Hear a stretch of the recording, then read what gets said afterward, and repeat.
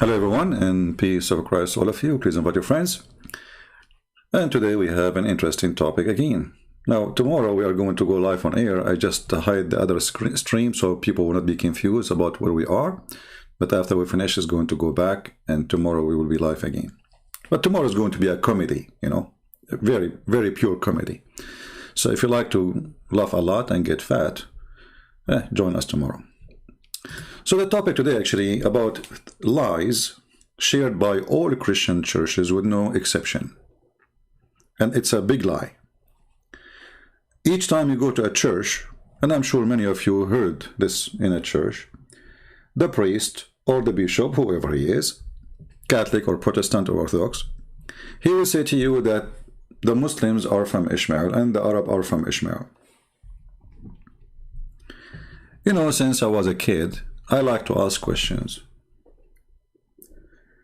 And I like to know where those people are getting this information from. Can we go and open the Bible and see anywhere it says what they are saying to us?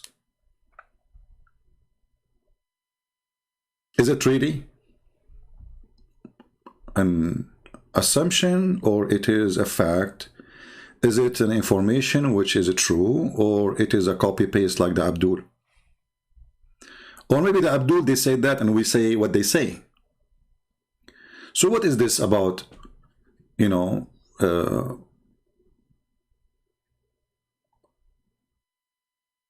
Ishmael is the father of the Arab. How we can find out if they are telling us the truth or not? And you see, I'm saying they share a lie. Doesn't make them a liars, because many of them, they share the lie because they are ignorant. And ignorant is a sign of stupidity at the same time. Because if you are a teacher and you specify your study in a book, I cannot say, well, this guy is not a priest, so he is not really knowledgeable about the Bible, right? It's normal. There is a lot of people, they have no idea even what is written there. But to be a priest and to be a donkey, this is a different story.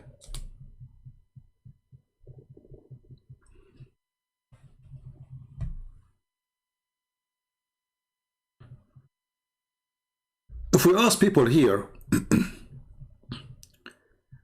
the word Ishmael, let us go to the Silly Quran, the yellow pages of Muhammad.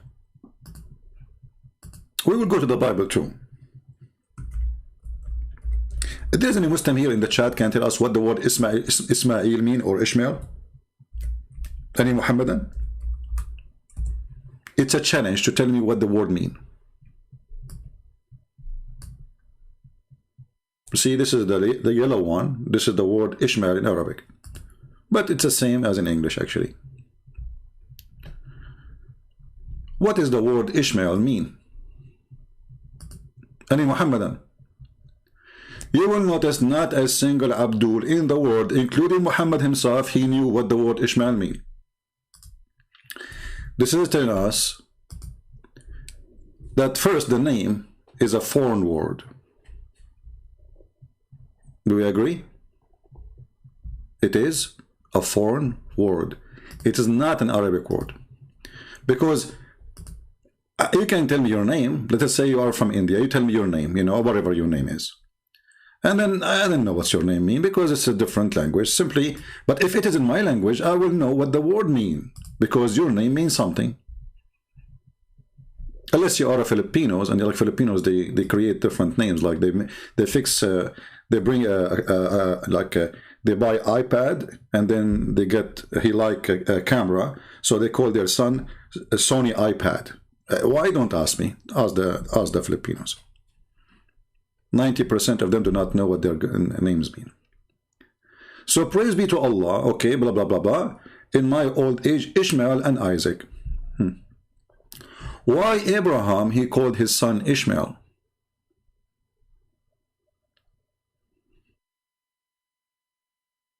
Because simply Abraham, he believed in God, and that God is El. El is the word mean God. It's not really a name. But that will have an impact in understanding later what we are talking about. If you go and read the whole Quran, you will not find one place anyone, any Muslim can tell us who is this eel. And what eel mean? This is why they do not know what Ishmael mean. But if we go in the Bible, we will find eel all over, in the New Testament, in the Old Testament, it doesn't matter. Everything belongs to eel. But this is in the Bible.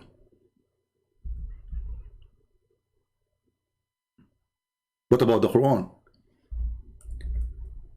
The Quran, because it's made by a fool, he copied the names as they are. If you remember, that in one of his debates was making fun of a Christian person debating him. He say, your God, he wrestled with God. Sorry, Jacob, he wrestled with God. But if we go in the Quran, we will find that the Quran accepts the story. But because the Quran is made by a fool, that he could not get it. He's just an idiot like the rest.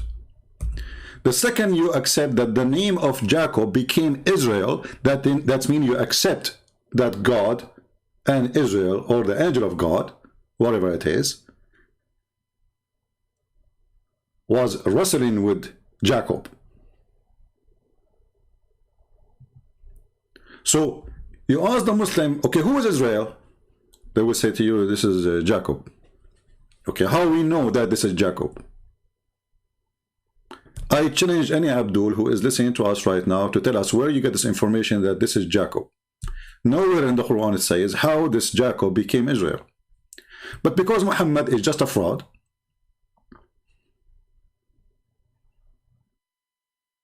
he copied the name from the Jews, but you do not know what the name means. By copying the name, you accept the meaning.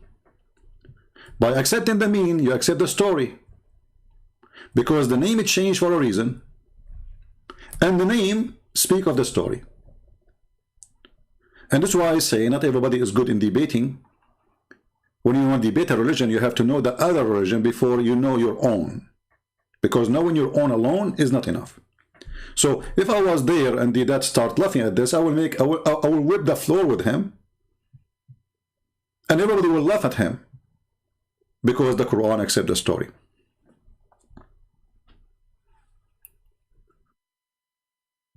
So when the Quran copy names, he copy the value of the names. He copied the story behind the names. We go back to Ishmael. Muslims, what Ishmael mean? Isn't it funny that your Quran have time to tell us about the ant speaking to the ant, and Suleiman, he heard the ant? Isn't it funny that the Quran have time and your God have time to tell us about the guy, his name is Suleiman, he died standing for a year and nobody noticed? Isn't it funny that we have a story about 3 or 4 or 5, even your God Allah do not know how many they are in the cave and they slept for more than 300 years? What does this have to do with us? And how come here we do not know who is, what happened? What happened? What happened? Why this man, his father called him Ishmael? We don't know.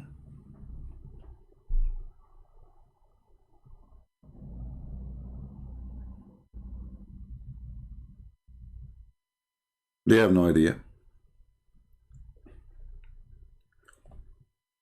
If we go in the Bible,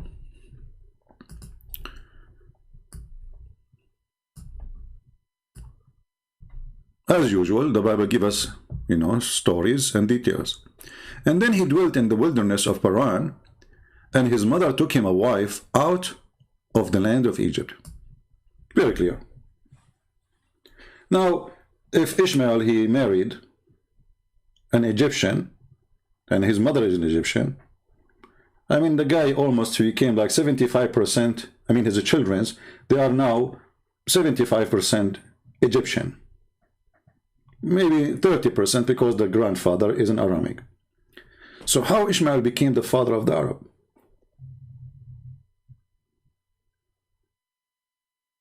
Same time, some foolish might say to you now, well, Ishmael is the father of the Egyptian. That is stupid to say, because he married from the Egyptians, so how he can be their father?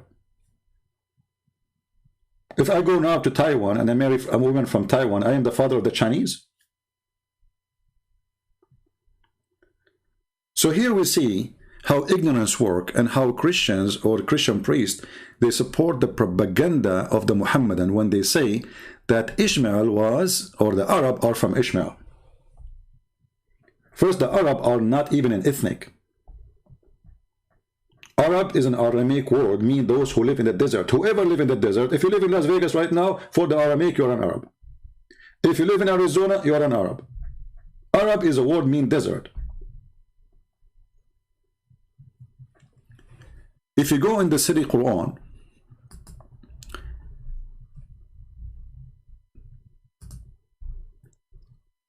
and we type the word Arab, which means coming from the Arab.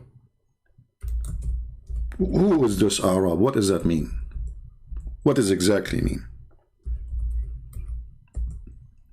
What do you say? Right away, a Muslim, he will say to you, well, the Arab, okay, that's good.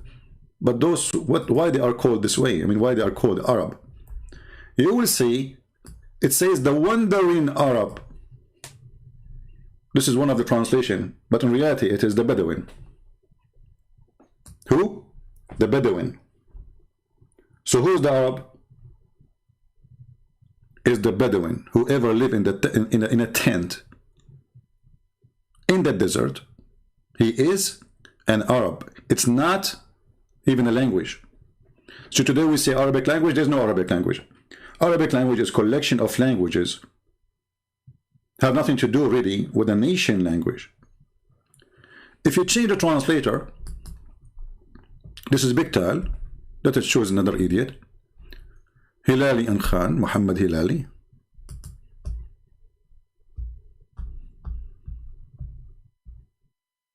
Okay. Do you see the word Bedouin? The word Bedouin replaced what? Replaced the word Arab. Arab. Do you see it? This is the word in Arabic for those who speak Arabic. Min al-Arabi. And this is a word mentioned many times in the Quran. So the Arab is people who they are Bedouin and they have no ethnic anyone. And actually based on this, when Abraham he lived in the tent, he was an Arab too. You know what I mean? It's not an ethnic. If you're an Ethiopian, you live in a tent, you are an Arab too. If you are an, you know, whatever who you are, you know, if your life is based not like doing camping, you know, it's like somebody going camping now and he will say to me, oh, I'm an Arab now. No. Those are people, their life based on living in a desert. They have to be in the desert. And based on living in a tent, they have their, you know, animals move from place to place, seeking the grass, seeking green. So when the green die here because of the desert, they go, they take their cattle and go to different place, finding another place where it is a green. So even the language in Arabic confirm that the Arab is whoever live in the desert.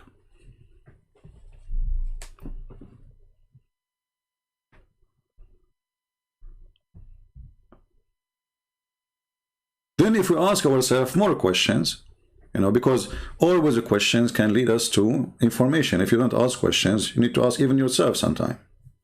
Because this is how you start searching. I want to find this. I want to find that.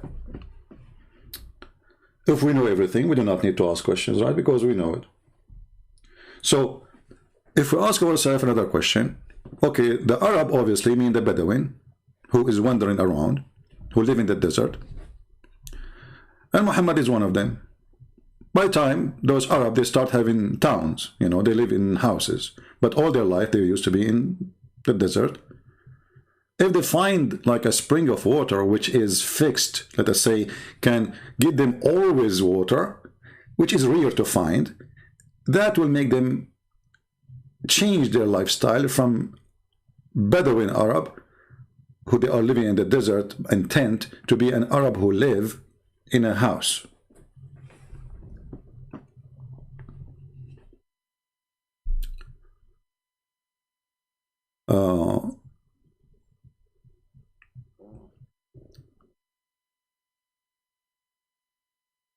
If we ask the Muslims, can you give us the names of the sons of Ishmael? The Muslims, they have names for them. Don't tell me, don't ask them where you get the names from. I mean, this religion is very funny. But if you read the names the Muslims they provide you, you will see none of those names are Arabic names. Okay. How come he is? And not only that, they say to you that the first one who speak Arabic is Ishmael. This is a very mad religion. How he is the first Arab and he married from the Arab? So the people who married from, according to you Muslims, they don't speak a language before him? They were mute? They were a bunch of dummies? They use their fingers to talk?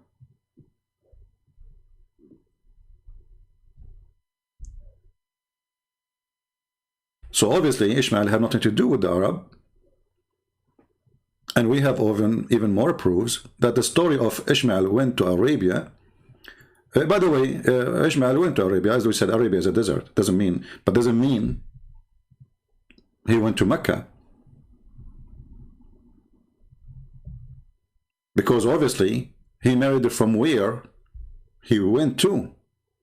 So here it says that he went to the wilderness of Paran. And you can search it in Google right now and you'll find where is that located. And you will find this has nothing to do with Mecca. It's far away from Mecca. And you will find that he married an Egyptian woman. So obviously he is in a place where it is occupied by Egyptian. That make it land of Egypt still.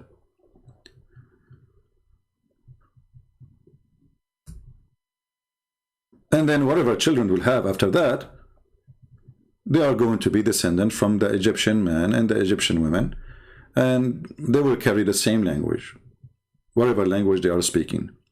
And obviously the guy, he grew up with his mother, and his mother, she is Egyptian. So what the language they will be talking or using? Let us say most of the time, because Abraham was not Egyptian himself.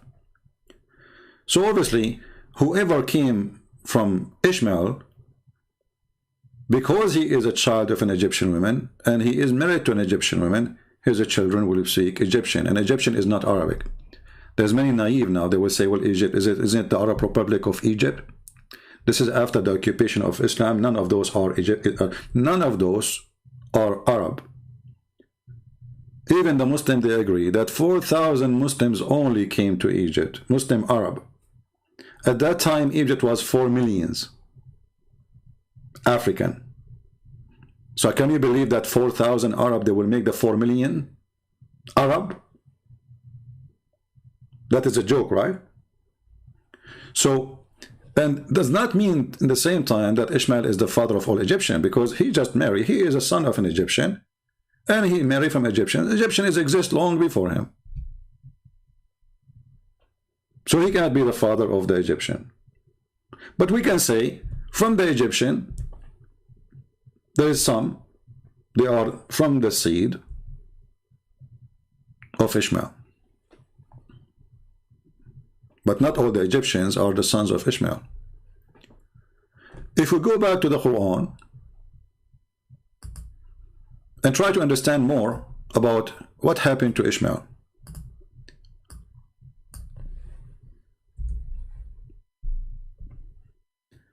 The Muslim says that Abraham and Ishmael is the one who built the Kaaba.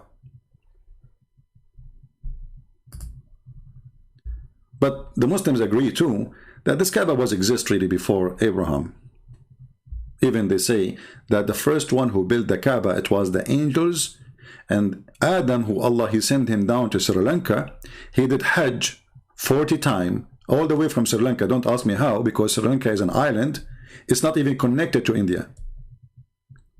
So Allah, he sent him down to Sri Lanka, and you can search right now in Google. You will find even the Muslims are fighting over a temple which is owned by the Buddhists.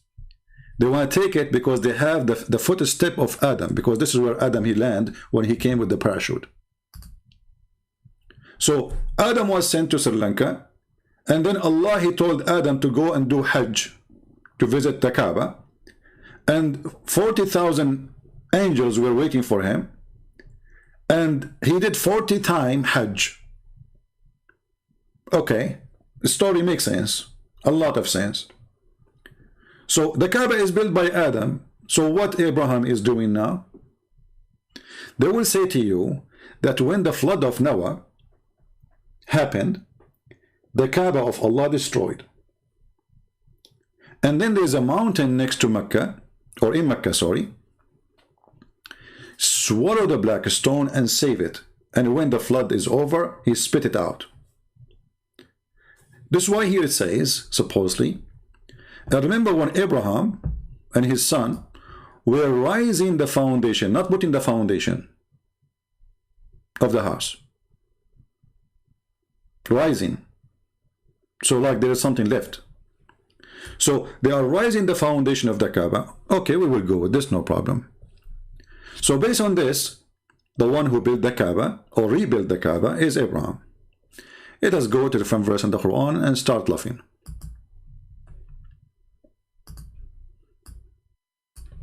If we ask Muslims, and I would like to see their answer in the chat, do you agree that Abraham, he came to the Kaaba?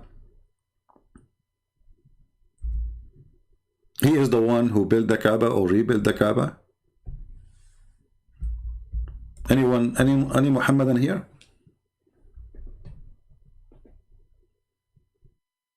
Any Muhammadan? I'm not going to wait for their answer. They will say to you, yes, we agree with the Quran that Allah, he sent Abraham, and Abraham was a messenger in Islam, remember? And Ishmael was a messenger. But hold on, how that will work now?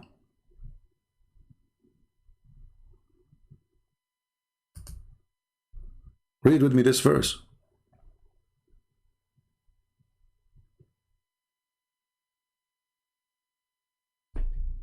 How we can explain this verse? Any Muslim can explain it? Did Allah send the messengers before Muhammad to Mecca?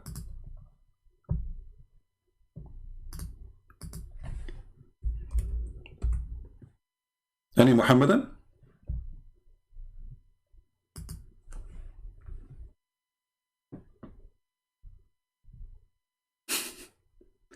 How you say that Abraham and Ishmael, they were in Mecca and they are the one who rebuilt the Kaaba and they were warning people about worshiping God? And then you say that those people who live there, they never had before anyone to warn them. Isn't it you Muslims believe that Allah, he gave Abraham a book?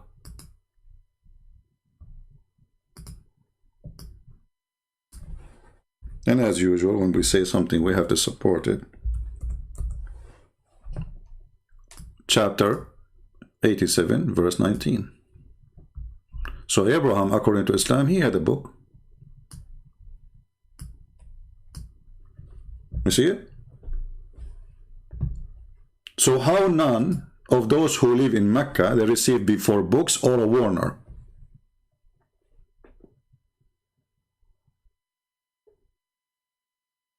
Do we have any Abdul here?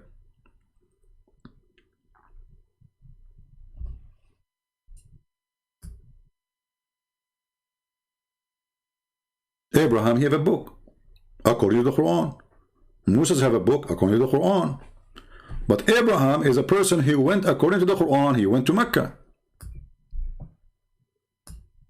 And when you say he was a prophet and Ishmael was a prophet to his people, that means he have people. And those people are supposed to be the, don't you Muslim, you say that the descendant of Muhammad is descendant from Ishmael? Well, this is his people then. So if nobody came before that day, that means the story of Abraham going to Mecca and rebuilding the Kaaba is a fraud.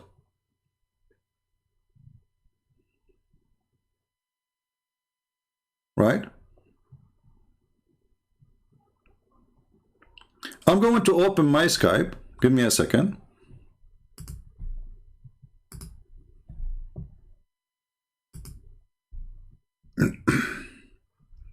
So in case there is any Muhammadan would like to give us an answer,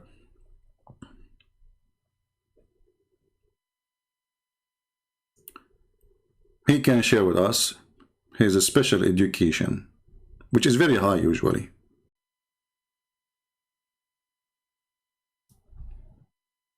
Okay. All right, guys, we lost connection for a second or few seconds. It's all right. We're back. So do we have any Muslim would like to text me so he can answer us about such a stupid contradiction in the Quran? How Allah never sent a warner to Mecca, to the Arab, and Ishmael is the father of the Arab, according to you?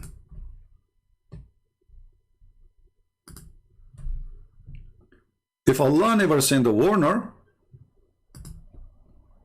neither scriptures, that means Abraham was not there, Ishmael was not there, and nobody spoke about the true God, which is supposedly in your religion, Allah.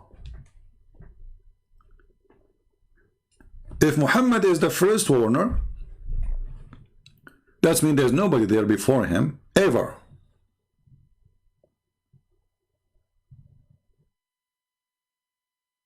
To warn people about worshipping so-called God, Allah.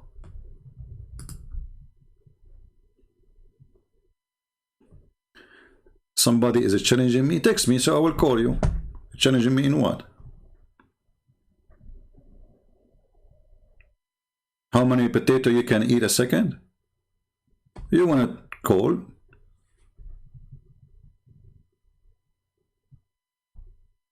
Anyone will say stupid words in the chat, I will block you.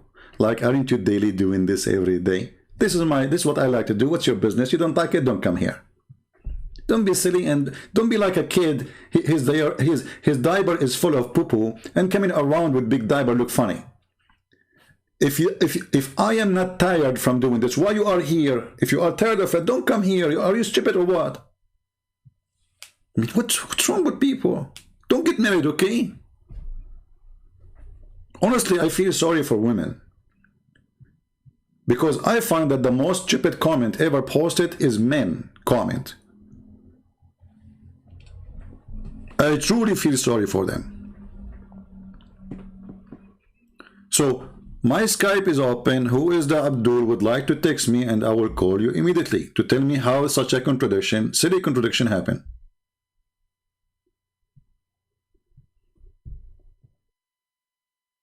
Anyone?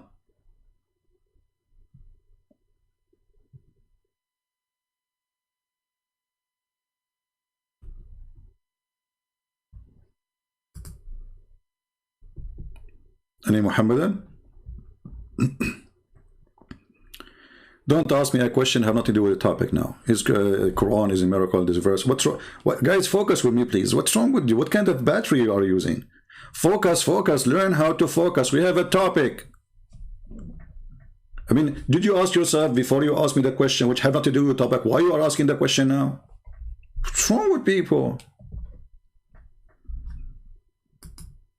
Having the chat open is the fastest way to make somebody commit suicide. I mean, look what I'm talking about and look at the question in the chat.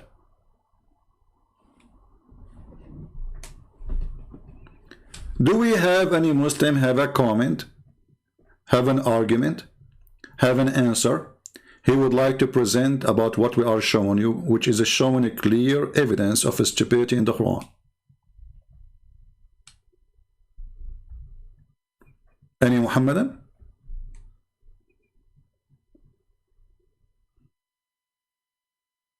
So what we see here, that all the story about Abraham going to the Kaaba and Ishmael was there and he married an Arab woman, it's a joke. Because even the Quran confirmed that this is a town, nobody came to it before from God to be a warner or to bring scriptures. Never. And the text is so clear.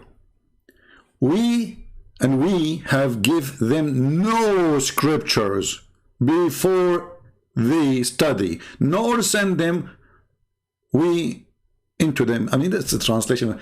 We send, nor send them we into them. What is that? I mean, I always say like, okay, my English is funny. Like, nor sent we into them. Like, let me change the translator. I feel like I'm gonna vomit. I know what is that, man. This is too much shish kebab. Well.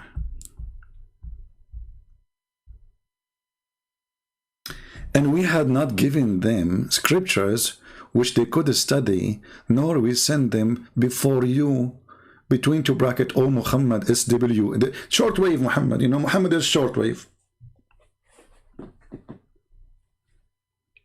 Do we have any Muhammad? After I finish my, you know, my broadcast, the Muslim, they will post in the chat, I will challenge you face to face.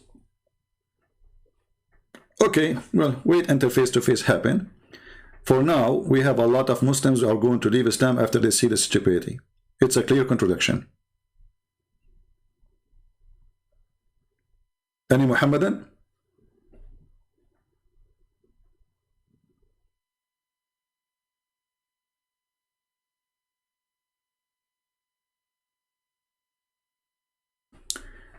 The purpose behind saying that Muhammad is from Ishmael is to give Muhammad a legitimate lineage line from Abraham, so people will accept him more. And when the Christians, and I say the Christian, I mean everybody, you know, because some naive dummy people, you know, they say those aren't Christian, those aren't Christian, those aren't Christian. Obviously you are the last one to be Christian too. Christian is whoever believes in Jesus to be his Savior, his Lord, to believe in the Father, the Son, the Holy Spirit.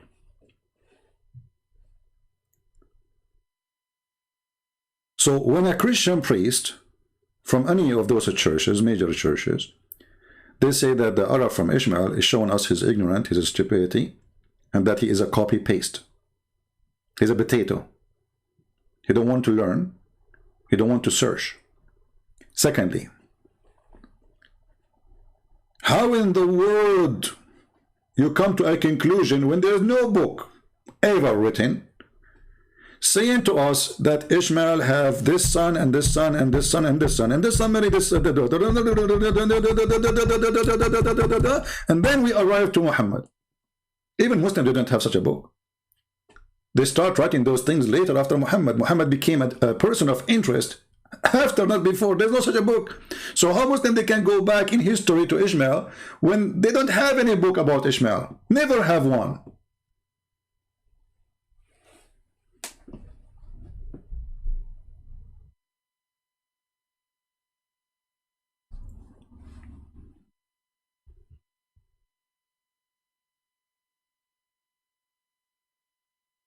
My Skype is open until now there's no Muhammad. And what happened? Was it a shot in the head?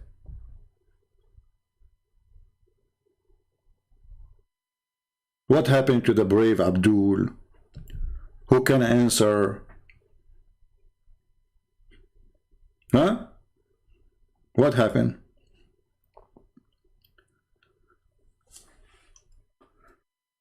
This is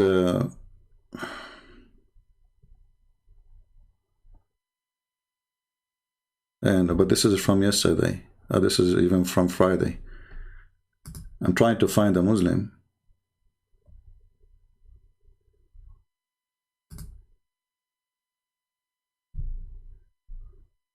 I didn't find anyone.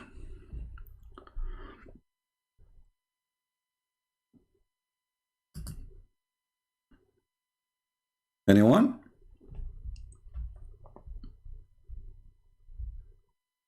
Nobody? All right. Well, until Muslims wake up and give us a call, we continue then. So, as you see, The Quran is so clear, and whatever now the Muslim they will start saying, no, no, no, he is talking about the people of Mecca. Abdul, yes, people of Mecca. Don't you say? Isn't it the Quran saying that Muhammad, Abraham and Ishmael, they came to the people of Mecca? They are the one actually, according to you. I mean, they rebuilt the Kaaba. The Mecca was there, but some Muslims they say there was no Mecca really. But okay, if there is no Mecca, that's mean the statement in the Quran about rising. The foundation of the house is wrong. Because you don't rise something does not exist. There's a foundation, the Kaaba was collapsed. And we have tons of stories in your book saying that it was built by the angels, and then Adam, he did Hajj 40 times, and we can show the reference. And not only that, it's speaking about that the black stone was embedded there, and it was where the Arab would, the Arab women specifically, who want to have a children, but they cannot have a children, they go when they have their period, because obviously they are not getting, you know, the opportunity to have a child, because this is the sign of not having a child, or be able to have one. You still having your period coming. So when they have their period, they go and they touch their private part. They walk around the Kaaba totally naked. Totally naked.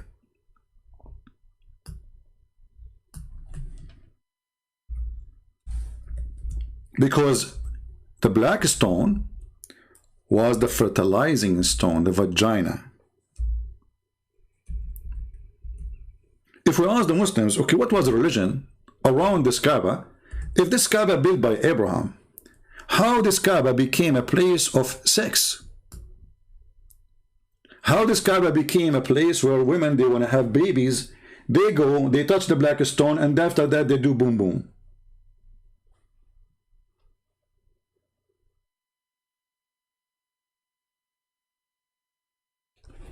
Read with me carefully, and this is in al-Bukhari and etc. It doesn't matter, like all this is sahih. They will say to you, anything is embarrassing, they will say to you it is da'if. Da'if supposed to mean weak.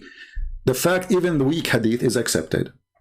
And the fact is that Islam is weak, because the second you try to hide behind that, if they meant to say this is fabricated, that's mean how we can even trust you to tell us about your religion if your books is full of fabrications.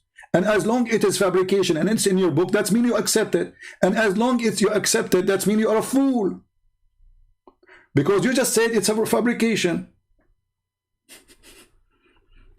But this is not in that category at all. This is Sahih al-Bukhari, which is this is the second book after the Quran.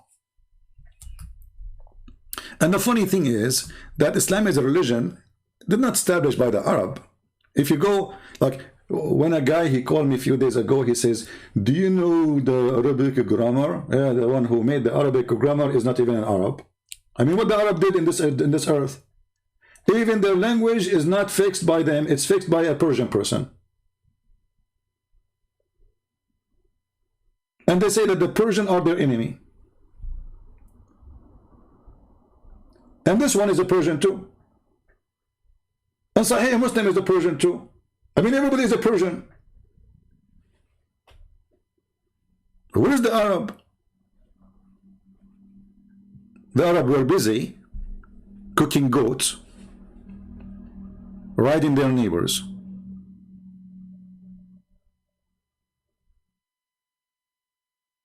So, read carefully with me what the Muslims they say. During the pre-Islamic period of ignorance, the people used to perform tawaf in the Kaaba naked except the Hums. And the Hums were Quraysh, and they were their offspring, and the Hums used to give clothes to the men who would perform the tawaf wearing them.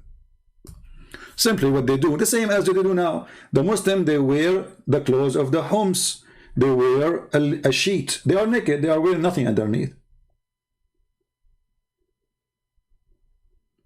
But this is something they used to do, but what they used to do too, they are totally naked.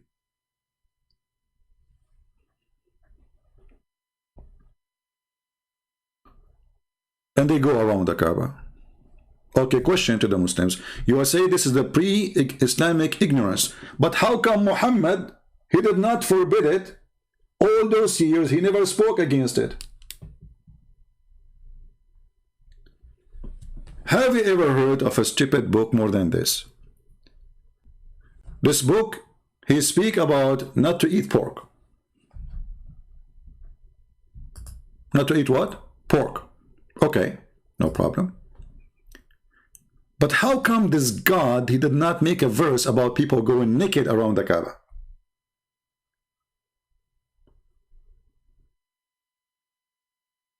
Huh? Which one is more important?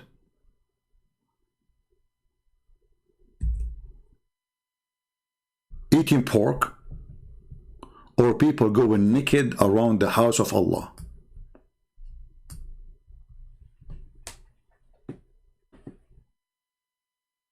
Why Allah he ignore it? Not a single verse in the Quran speaking against people going naked around the Kaaba. Totally naked. Which I'm sure there's many they would like to join the club. Any Muslim can tell us?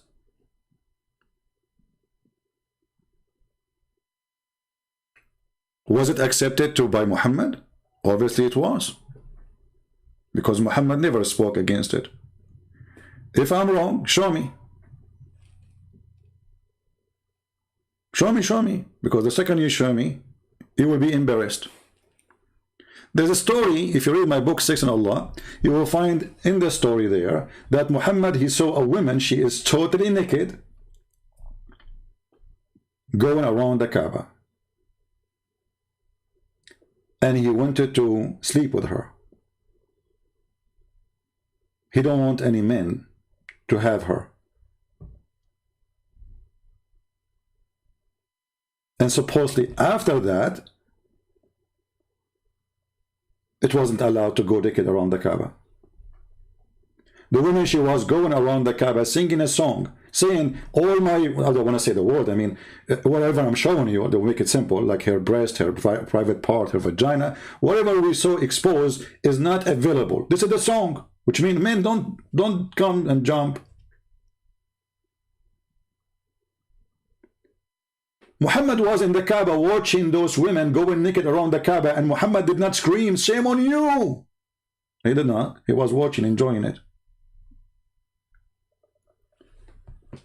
When the Jews, they were selling and buying, not in the temple, not even in the yard of the temple have like many yards, in outside the yard, in the front of the temple, Jesus, he got so upset and he flipped the table on them, and he said to them, you made the house of my father a bazaar, a market.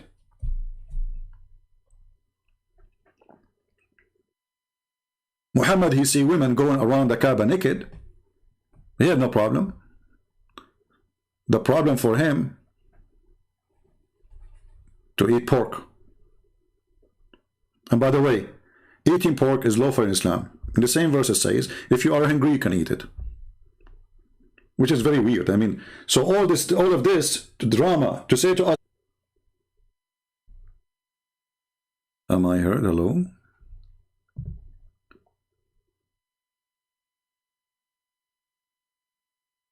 No, nobody can do hacking. It's most likely it is my security softwares. I have a lot of very tough security. So mostly my security blocked my connection. Am I heard now? All right, that's good. I'm not going to apologize for this. You like it, like it. You don't like it, leave. I'm sorry for losing connection. It's not my fault. I cannot be sorry for it. Anyway, so do we have any Muhammadan? What is the Muhammadan? You know, I quit Skype so to make my speed better maybe, but I don't think it's a speed issue.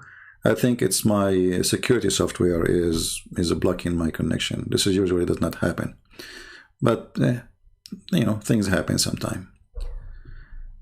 Do we have any Muhammadan want to say anything? So as you see, all lead us to one thing. As long even the study book of Muhammad, saying it clearly that before Muhammad, nobody came to Mecca. That will make a total contradiction of chapter 2, verse 127. That Abraham and Ishmael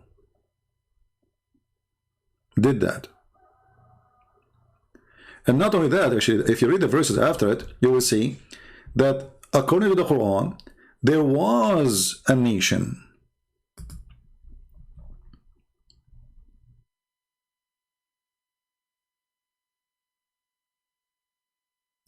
And the nation is spoke to by Abraham. Read carefully. And remember, you know, it's funny when the Muslim, they make translation, says, and remember. Where is the word remember in the verse? Because, you see, when the Muslim, they add those words, obviously the Quran is not enough to make any sense.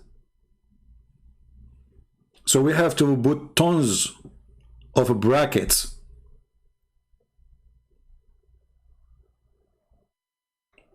Because the one who made the Quran is so good in Arabic to the point he cannot make a little sentence clear.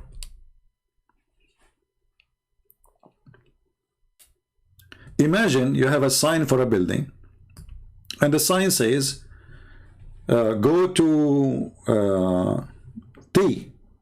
T is a symbol of kitchen. Like, what the heck? Why don't put K?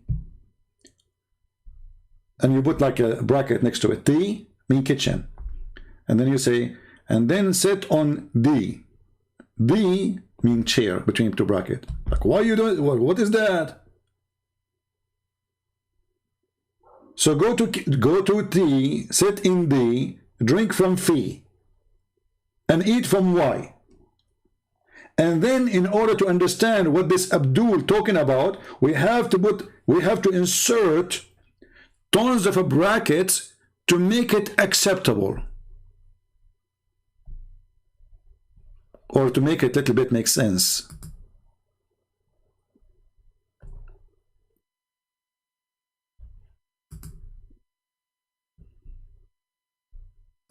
Be nice, Javad.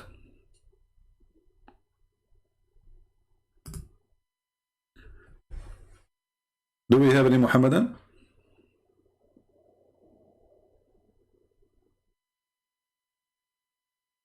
Does it say that Abraham was there, and then the verse after it says Allah, he says our Abraham, he says our Lord? Make us Muslims not submissive. This is a false translation. Muslims mean surrendering or surrender, not submissive. This is a lie. And even there's very well-known Christian who speak about Islam, still they say the same stupid thing. They say to you, Islam means submission. It doesn't matter how many times you try to correct them. They go live and they say Islam means to submit. Islam means to surrender, and we prove it to you many times. So we surrender into you, and of our spring nation to be Muslims. So there's a nation, they have offspring, and he was warning them, and he built the Kaaba to worship. So the Kaaba, according to the Quran, was a place of worship since the time of Abraham, and the one who raised it again is Abraham, and Ishmael was with him. And then Abraham, after he finished, he asked Allah to make all those who are around this Kaaba Muslims. Okay, but that means there is people there, and as long the Muslims, they say that Ishmael was a prophet, well, it doesn't make sense that Ishmael was prophesying to himself. You can't be a prophet if there's a group of people you are teaching them. But if you are talking to yourself, that's very silly.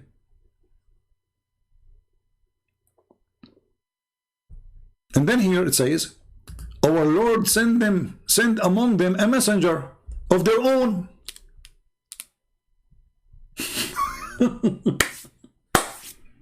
Look at this disaster. Anybody notice the stupidity here? I want to see in the chat who is the one discovered the stupidity in this verse.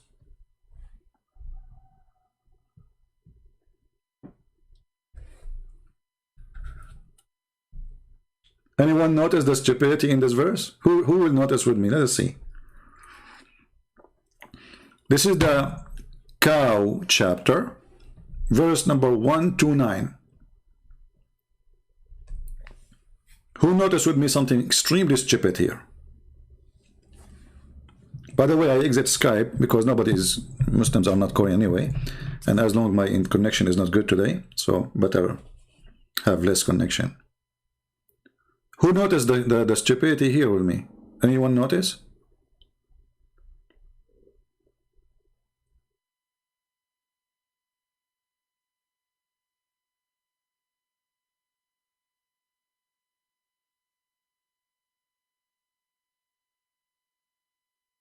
What Jesus to the Arab? What does that mean? Hold on, my friend. Where are people going? Hold on. I said to use your brain. Don't use your finger. Listen, they are asking Allah to send one to them from them.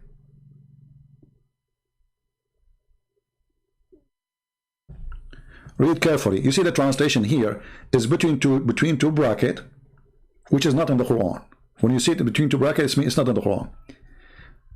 Abraham, he said, our Lord sent among them a messenger. So who are you?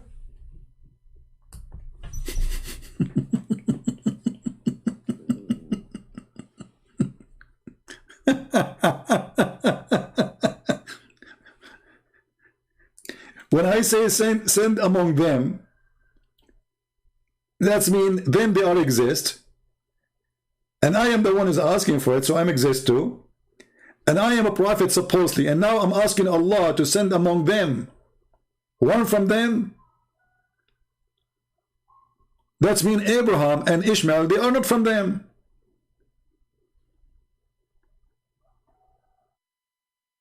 That's mean Muhammad is not from Ishmael.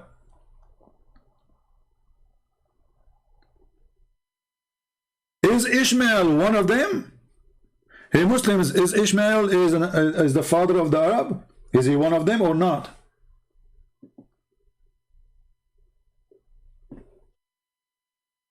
See the stupidity?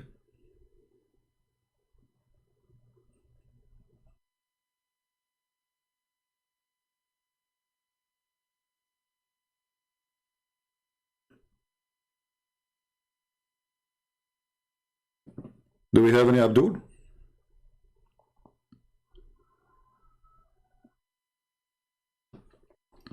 Who is talking? Supposedly Abraham. Abraham is talking. Supposedly Abraham is talking. All right. But you see here the stupidity here. It says, our Lord, make us Muslims into you, and our spring nation Muslim into you, and show us. I mean, this translation is very funny. I mean, is it a translation? What is this word here? This reminds me of a Pakistani boy. He go to YouTube. He make a video.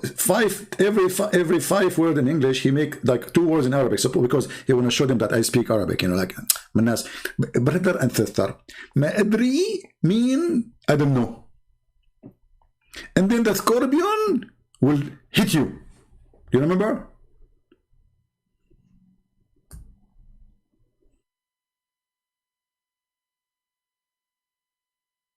But don't play that video, because now the pagan people in Europe and America, they are practicing Halloween. The stupid pagan. Many of them, they claim to be Christians. If we change the translation, let us see another idiot, Yusuf Ali.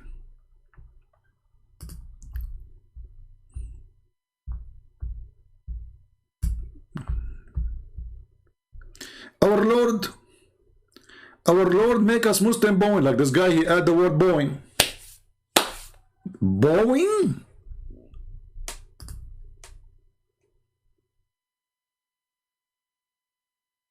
Where is the word Boeing coming from? Maybe he want to say boing, boing, boing. I mean, we just changed the translation. There was no Boeing in the other one. Here there's Boeing. Okay, we will go with the Boeing 777. Boeing. Our Lord make us Muslims. Okay, to the will between two brackets. Okay.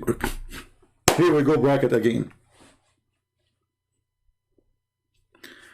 And our brogni, a people Muslim, again Boeing. What is the word bowing?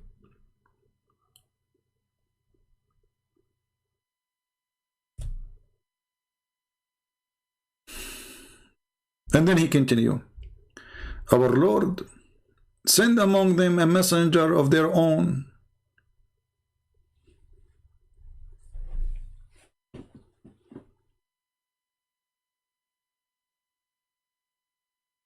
Any Muhammadan want to explain such a stupidity?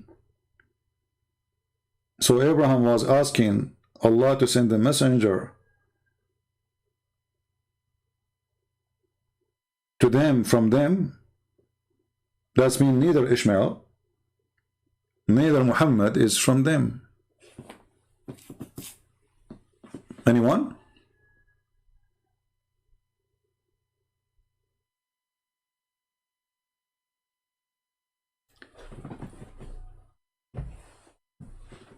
But if you go down a little bit, just to show you how silly this Quran is. And this was the legacy that Abraham left his sons, and so did Jacob. Oh my son, Allah has chosen the faith for you. And then die no expect in the faith of Islam. Like, hold on. So this is always not even about Ishmael? So the prayer here, Allah was asking, sorry, Abraham is asking Allah to send a messenger between them, Jacob and Isaac, to be a prophet for them. But I thought Jacob and Isaac both are prophets.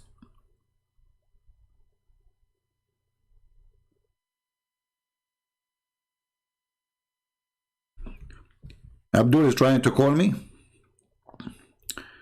Well, I'm afraid if I go back online, I mean, with Skype, I will lose connection. As you see, the connection is not good today. What a stupid religion. And then here we go. Were ye witness when the death appeared before Jacob? Behold, he said to his sons, what will you worship after me? They said, we shall worship the God and the God of our fathers, of Abraham and Ishmael and Isaac.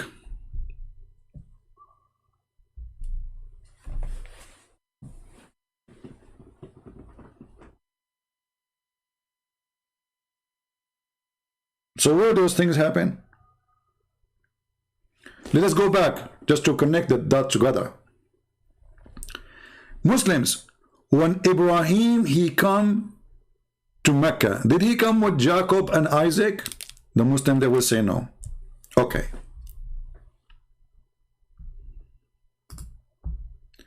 But after Ibrahim he built the Kaaba, right away he is speaking not to Ishmael, he is speaking to Jacob.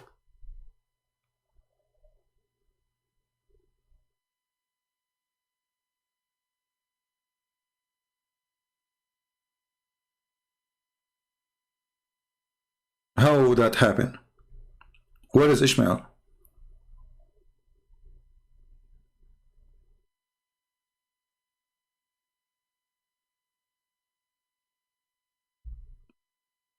Is it hard to understand? Listen carefully. Abraham, he said to Allah, send among them messenger. Now we will put here a mark under them. Them. Right away we will think, okay, them is those who live in Mecca, because now he just spoke about building the Kaaba. Correct? Read carefully. Verse number 127 says, and when Ibrahim, and Abraham, he raised, and Ishmael, they raised the foundation. Where is Jacob? There's no Jacob. Where is Isaac? There's no Isaac. Okay, so this is only Abraham and Ishmael. Raise the foundation of the house, which means the Kaaba. According to Muslim, this is the Kaaba. But by the way, even until now, there's no proof that this is the Kaaba, because the word Bayt is not even an Arabic word. This is an Aramaic word. This is why you see in all over in Israel, like Beit Lahem, the house of bread. Beit, Beit, Beit, Beit, Beit. There's tons of cities called and towns called Beit, Beit, Beit, Beit. Why? Because they built the house of worship. So how we know this was where? It doesn't say anywhere this is the Kaaba.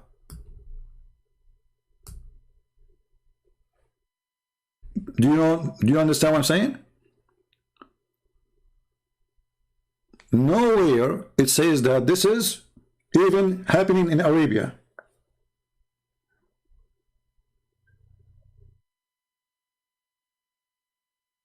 The desert, nowhere it says even where. I mean, which location. It says that he raised a house. It doesn't say.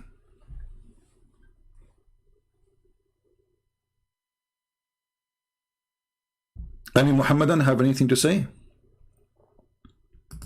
Where was the house which Abraham he built?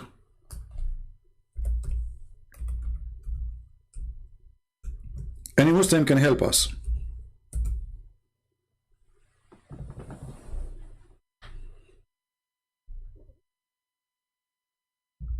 All those verses, it says Bait. Bait. In verse number 596, it says the following. Allah, He made the Kaaba the house of asylum. But is that the same one Abraham he built?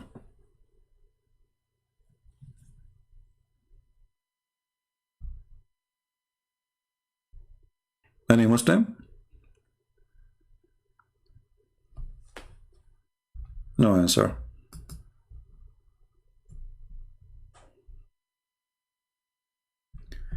If you go little bit and do little more study, you will find something very important.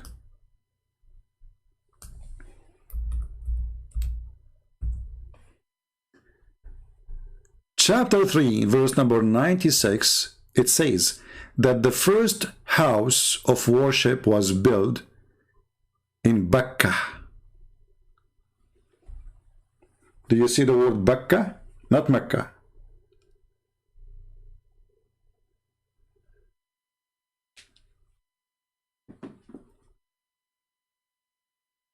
Is my connection coming fine? Because YouTube is giving me a message saying not receiving enough video, maintain smooth streaming.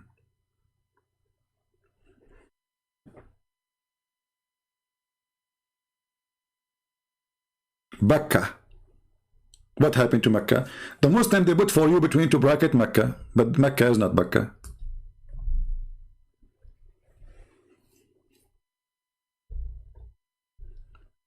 And the word is very different.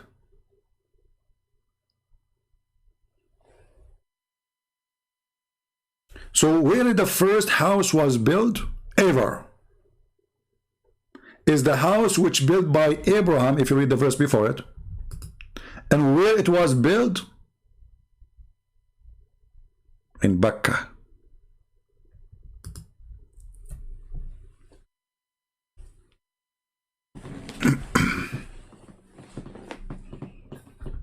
Do we have any Muhammadan have any comment?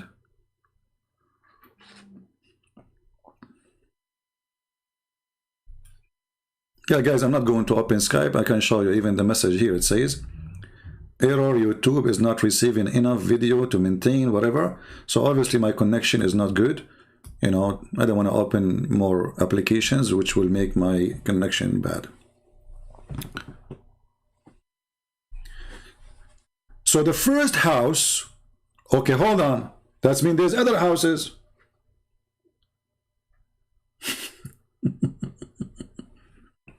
Correct? As long as this is the first house, is the one who built by Abraham. But this is a verse was given to Muhammad, not in the time of Abraham. This is to tell about older news that the first house was built in Bakka, is built by Abraham. Why Allah saying the word Bakka, not Mecca?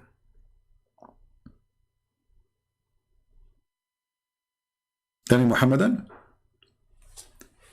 if we go and do little search,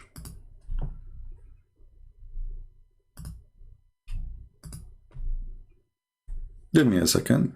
We go to Prophet Google, peace upon him.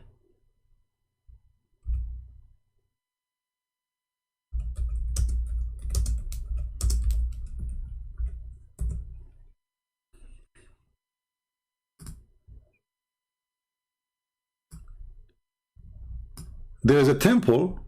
It's called the Temple of Al-Makkah. You see here they're using letter Q, but it's the same as Mecca, the same, just to make the pronunciation. The Temple of what? Al-Makkah. What Al mean? Al have either one of two meaning, either that or God. The God of Mecca. Where is that located? You believe it or not?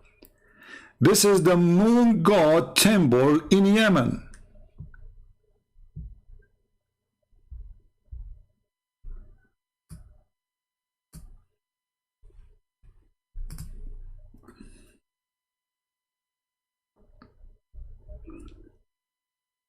Are we going somewhere? Do you see how similar the name? It's the same name. Makkah, Makkah.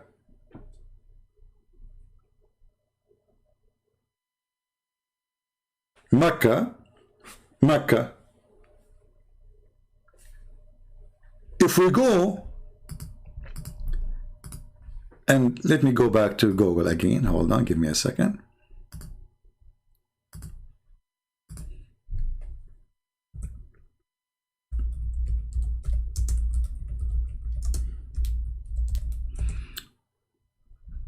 I'll try to search for you in English so you can understand. You can search right now in Google using English, not necessarily Arabic. Yemeni corner in the Kaaba. Yemeni what?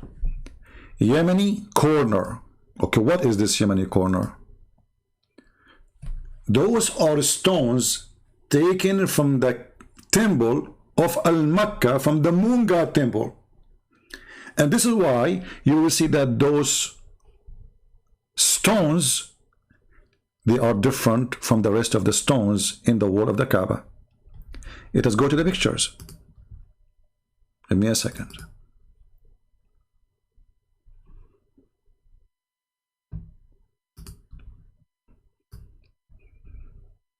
And look, they have a police to guard them, man.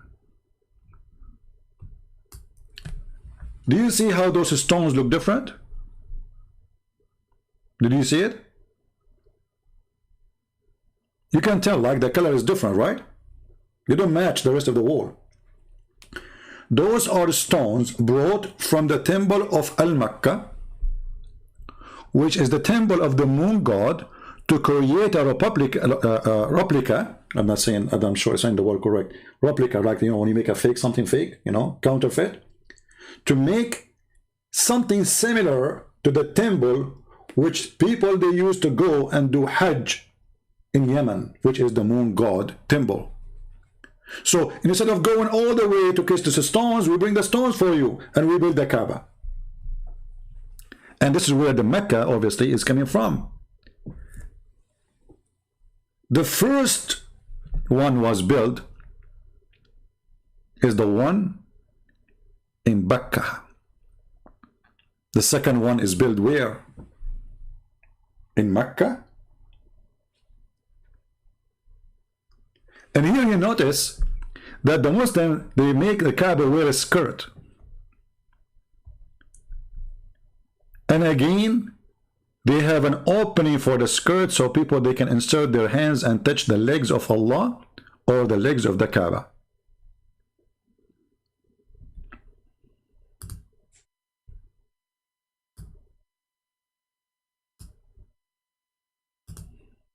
Do you see it?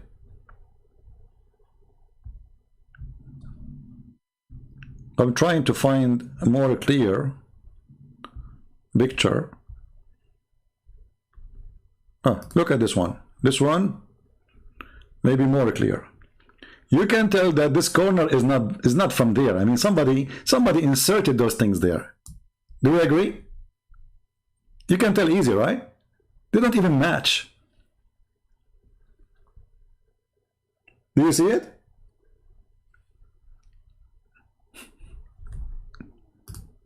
Look at this picture, or this one. Do you see it? This is the Kaaba without the burqa.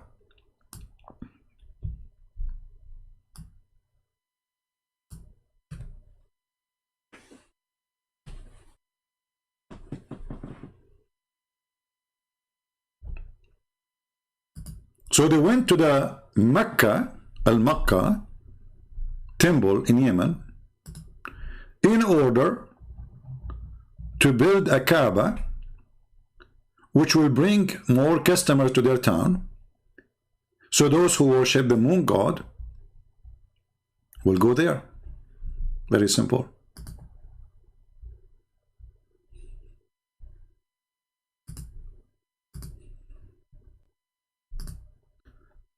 Let us see if we can find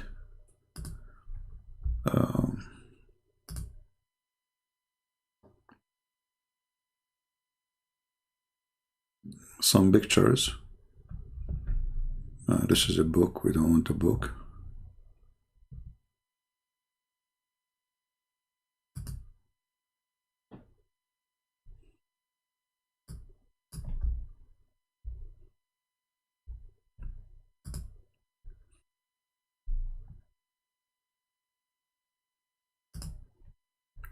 All right, we found some pictures here. This is the old temple of Al-Makkah, which is made simply to worship the moon god.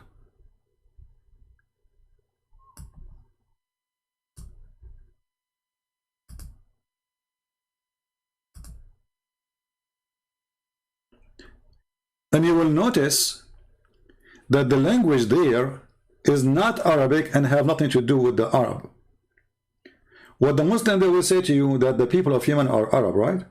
Well, if the people of Yemen is Arab, and Ishmael, he spoke Arabic, as they claim, then they should have the language of the Arab exist at that time, but it's not. As you see, this is have nothing to do with the Arabic language, not even close.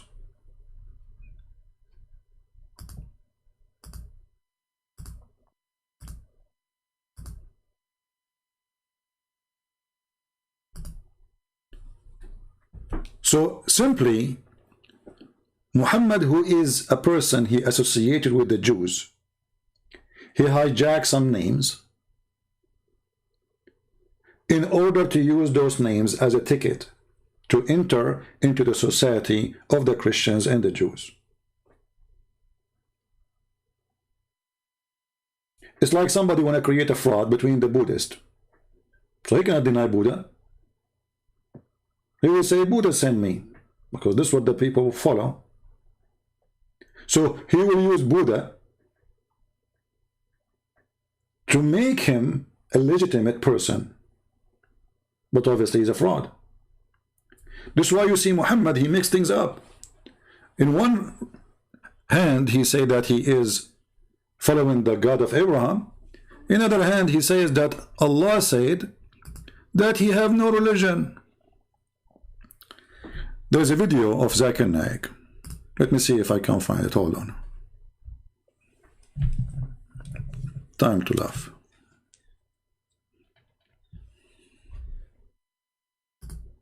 The below question was asked by a Christian on Facebook. Facebook. What was the religion of Prophet Muhammad ﷺ before he was appointed as a prophet? Okay, what was his religion? Yeah, hold your nose.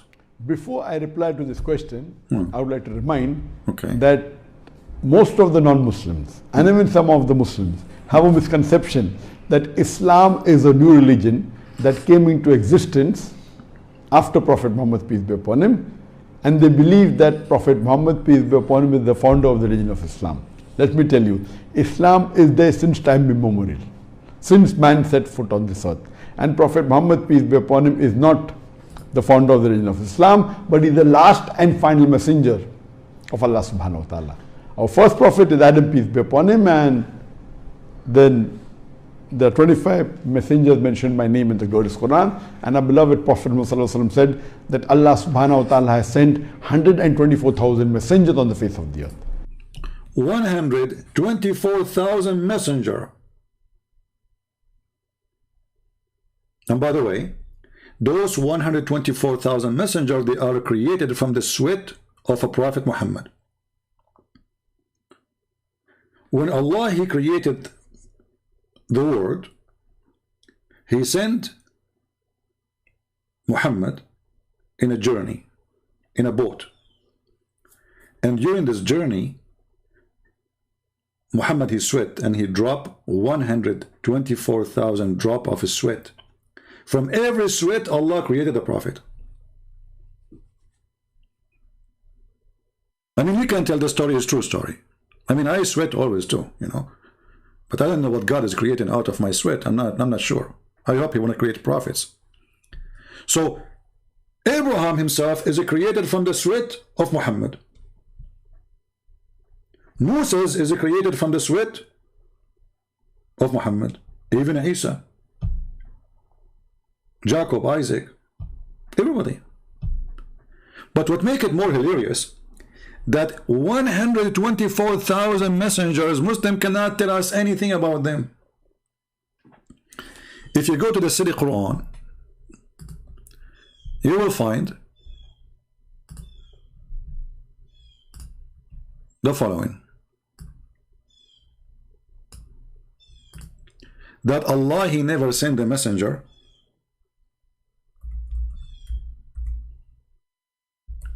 to any nation unless they are from the nation and they speak the tongue of the nation.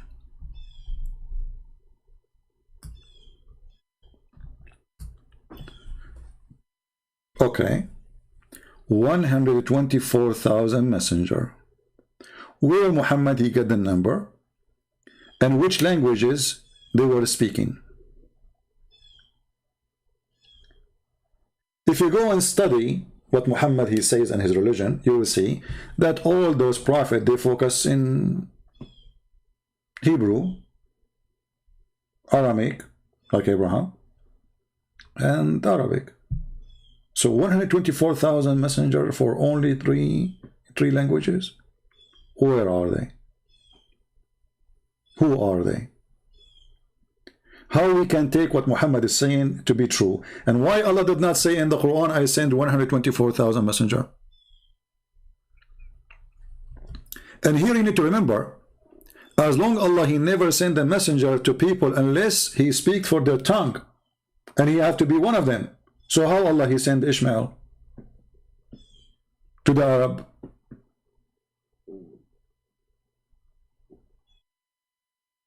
How Allah, He sent Abraham to the Arab?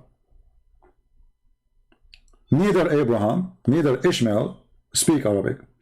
Even in Islamic books they say that Ishmael, he learned Arabic at the age of 14. So he is not from them, and this is not his tongue.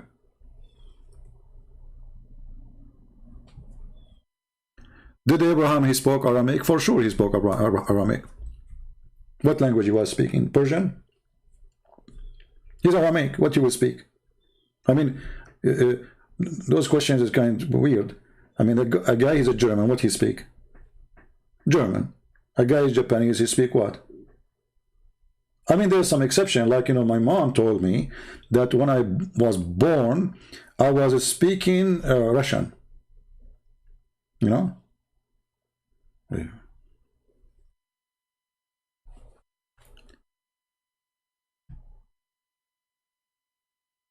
And I can prove it, by the way. Like, I can say to you, like, spasiba. This I remember was my childhood. Like, when I was born, like, I was like, spasiba, spasiba, you know, like, okay, because, you know, the lady who she gave birth to, you know, like, she helped the mom to give birth to me. I took her finger, I mean, the ring from her finger, and I told her, like I grabbed it right away. Like, you know, I want to, you know, that's it. I said, okay, specify, specify. She don't know what happened, really. She went home, she could not find the ring. And then she, you know, she said to my mom, did you find my ring? You know? A true story, by the way. This is Sahih Bukhari story. Yeah. So, we never send a messenger unless he speak the tongue of the people, and he have to be from the people. So 124 messenger, where they gone?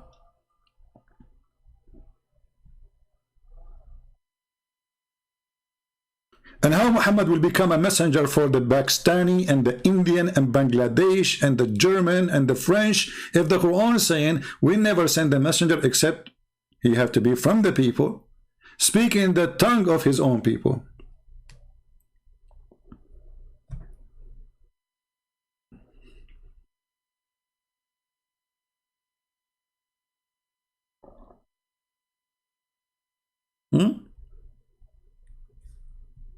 So how Ishmael was a messenger sent to? Why Allah he sent Ishmael and Abraham to a people who don't speak his language? Any Muslim?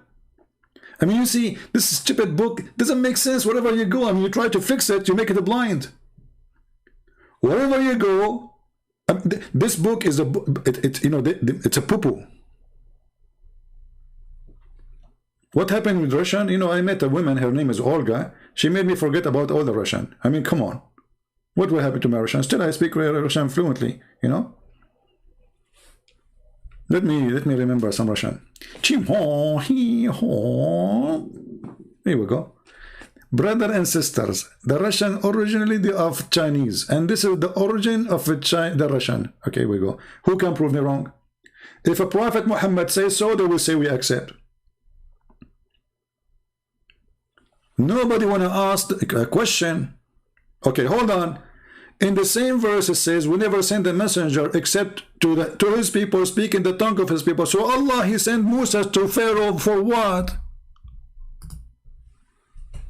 I mean, even the verse after speaking about Moses, according to the Quran, Allah he sent Moses to Pharaoh, but the Quran just said we never send a messenger except to be from the people, speaking the tongue of the people. Well, is Moses an Egyptian?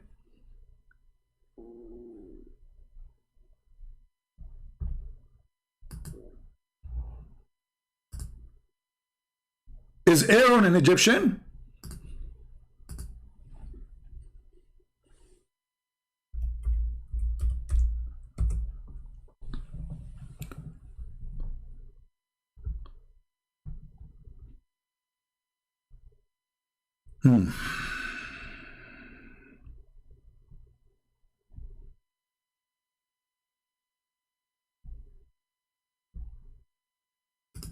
And the funny, by the way,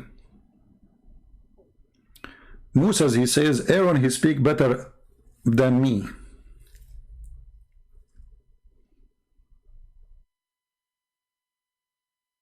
I mean, both of them, they are prophet in Islam, but Aaron, he speak better language, you know.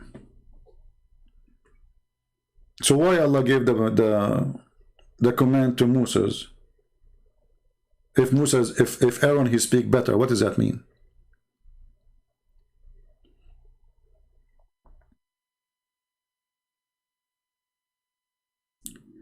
And then Moses, he go to Pharaoh and he speak to him and he made miracle to Pharaoh. But you just told us that Allah will never send a messenger to a nation unless he is from the nation, speaking the tongue of the nation.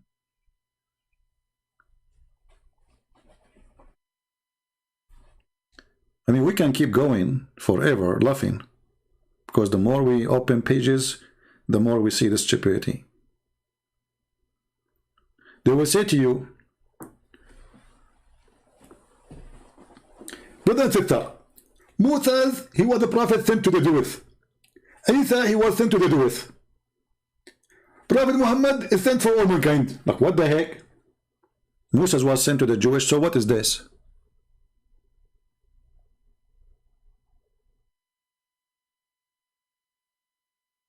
Hey Muhammadan, when you Muslim make a speeches saying that Allah, he sent Moses only to his people, the Jews, what is this?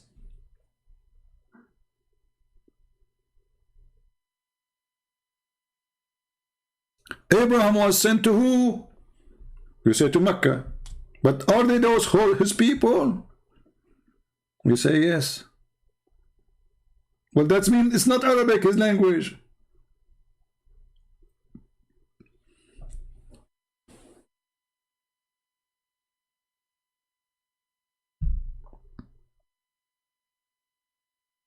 Do we have any Muhammadan have any comment to say?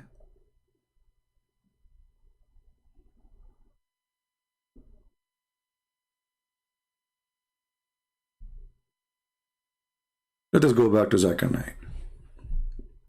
So brother and sister, Zakir Naik is going to introduce Islam for you, and the Prophet Muhammad is not the founder of Islam. We know that because Muhammad, he just adopted what was before him. He's a fraud. There's no new. Prophet Muhammad, peace be upon him, is not the founder of Islam, but he is the last and final messenger of Allah subhanahu wa ta'ala. Okay, hold on. Muhammad is the last and the final messenger of Allah. Okay, why? How come Allah keeps sending messenger, 124,000, and now he stopped the faucet?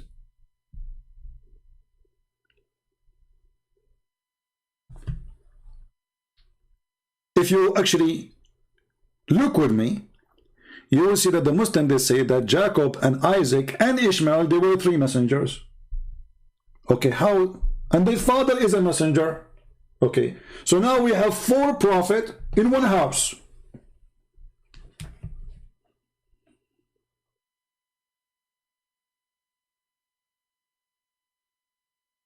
Four. In where? In one building. Okay. How come Allah is sending 4 messengers to one house and he sent only 1 messenger to the Arab? And not only to the Arab, he's the final messenger to all mankind. Was it enough at that? Okay, when Allah, he sent Aaron and Moses to the Pharaoh, they are brothers, and according to Islam both are prophets. Why Allah he need to send 2 messengers to the Pharaoh? But I mean, is it so difficult with the Pharaoh? He's a guy and his nation, whatever his nation is. 2 messengers. When it's come to Muhammad, Muhammad was sent to all mankind, brother.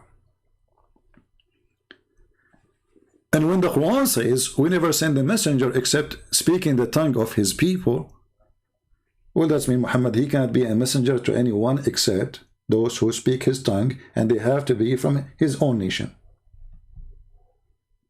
And here you need to remember something more funny. Muhammad, in order to be a messenger to his people, he needed the Quran in 7 books. 7 what? 7 books.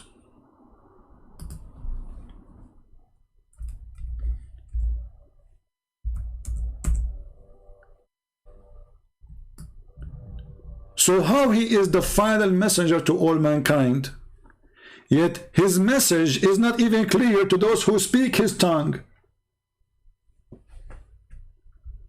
To the point I need the book, the same book, to be rewritten 7 times. If we can make it clear to the Arab, then we can make it clear to the rest. Those who they are the Arab who speak the language, they need 7 books to understand the Quran. And by the way, until now they don't understand the Quran. This is why the Muslim, they have an agreement about not to agree about the meaning of the verse. This is the only agreement they have. They say the scholars agree not to agree about the meaning of this verse. Muhammad, he said to Jibreel, when Jibreel came to him, this is the delivery boy of Allah. Jibreel, he came to him. And by the way, here we go back, Jibreel, Ishmael, you remember? Those are names Muhammad he stole. If you ask any single Muslim what Jibreel means, they do not know. Have you ever heard of a prophet? He received a revelation from a guy. His name is Jibreel. He never even asked him, what's your name mean? I mean, come on. Okay, Muhammad is an ignorant. He's an illiterate according to Muslims. Shouldn't he knew what the name of this guy mean? Jibreel, Mikael, Israel, where do you get those names from? It's a stolen names. Muhammad is a thief. So now, Allah, he sent him book to his nation. Okay, good. Allah sent the gospel to the Christian according to the Muslims. Okay, good. He sent the Torah, all the Torah, not only the 10 command according to Muslims, all the Torah. Allah, he wrote it to Moses by his hand, which you can imagine how many trucks Moses need to carry. So all those messengers, even Ibrahim, even David, according to Islam, they have one book. Why Muhammad, he needed 7 books in order to make his nation capable of handling it?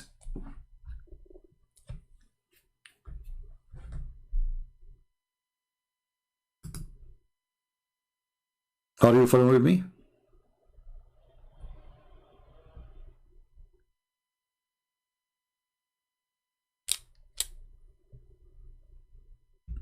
Are we following, guys?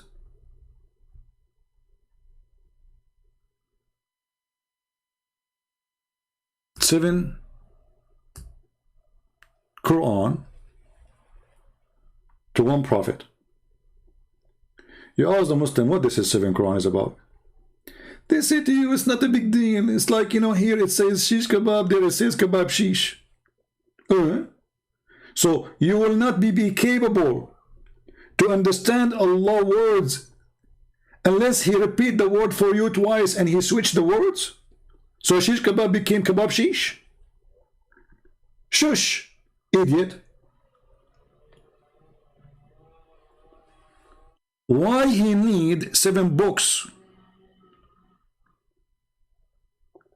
Especially if those 7 supposedly according to Muslims are very similar. What that will do? If you read carefully what Muhammad is saying to the angel according to him, Jibreel came to him and said, I have been sent,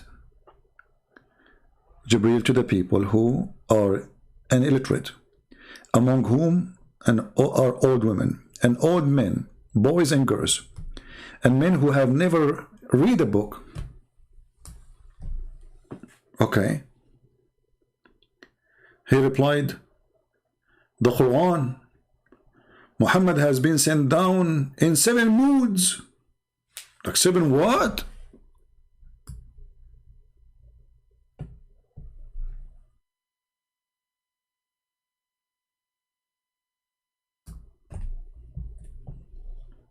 If those people do not even know how to read, what this is 7 moods? Mood Allah is happy, mood is Allah is upset, mood Allah is dancing, mood Allah is depressed.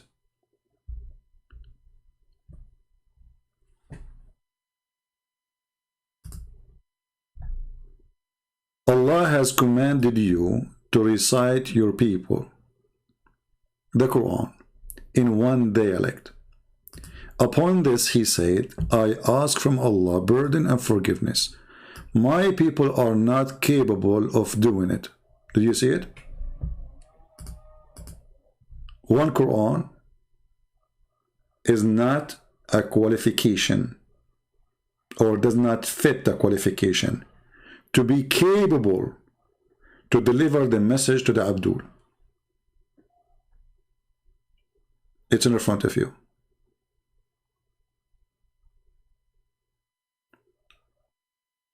If anyone have little intelligence, he will notice that this is an insult to the God of Muslims. Anyone knows why?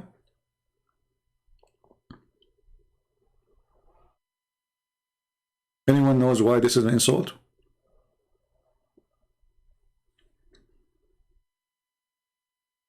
No, forget about Muhammad now. This is an insult to Allah himself. Because what Muhammad just said to Allah, that you are so stupid to the point you cannot deliver a book which people can understood. Do you remember how Muslims, they say they are proud about the language, the amazing Arabic, which is funny? Okay, amazing language. So why one Quran is not enough? Imagine there's an author. He need to write his book 7 times in order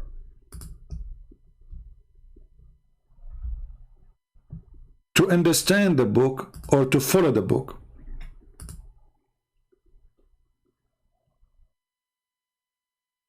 That is a big failure. What kind of an author this author is? Then the stupid Allah, he sent his angel to the smart prophet, saying to him, okay, I will send you the books in twice. Second time, I will give it to you to Quran.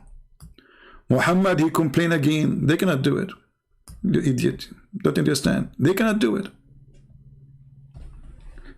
Allah is so stupid. Muhammad is so smart. Allah did not get it yet that 2 books is not enough. Muhammad is correcting the stupidity of Allah. Allah making a wrong decision. Allah Arabic is not good enough to make the Quran still good. And the story, the comedy continue from 2 to 3 to 4 until we have 7.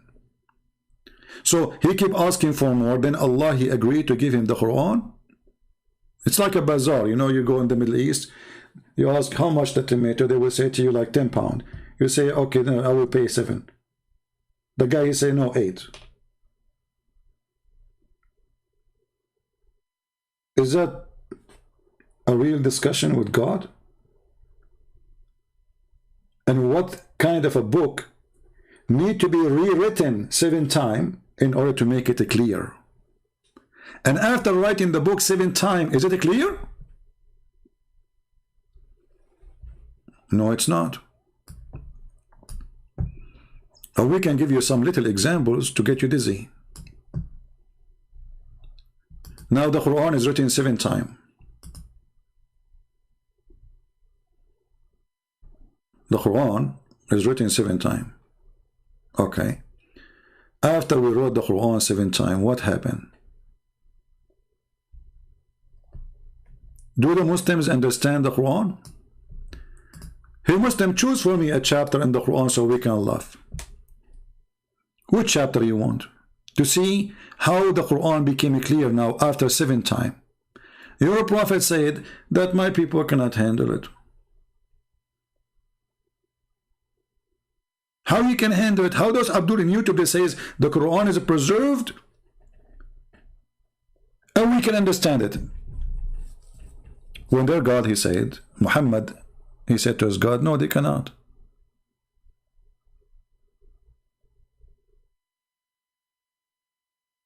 Anyone? Which Muslim will choose a chapter so we can click in it and we laugh? Which one makes sense?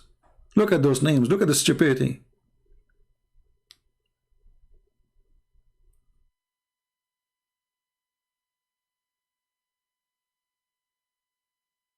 Any Muhammadan?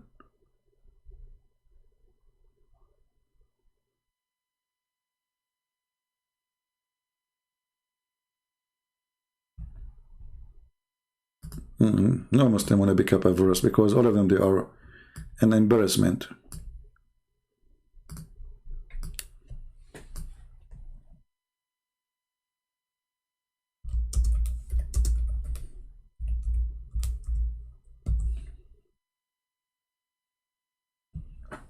Let us take this one. Chapter 68, verse number 1. Try not to laugh. Because now Allah, after he made the Quran,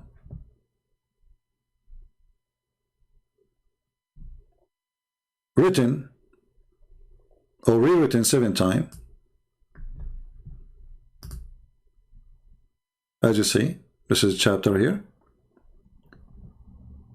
It says here, these letters, Noon, etc., are one of the miracles of the Quran. I mean, have you ever heard of a stupidity like this?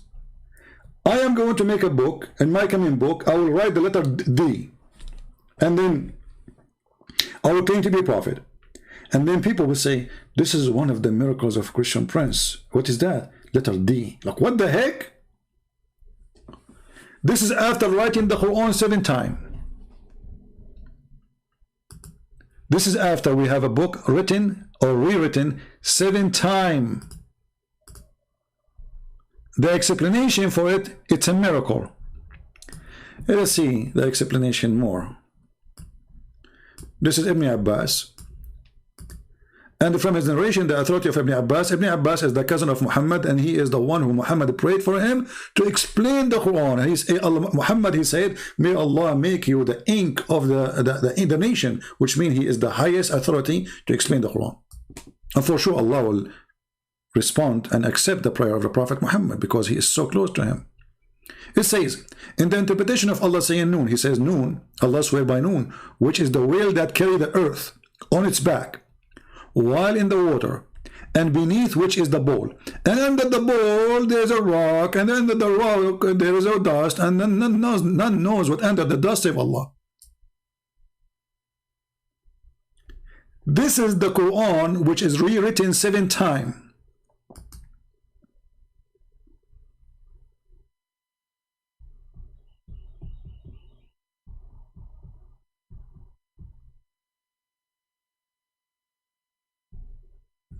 Do you see it?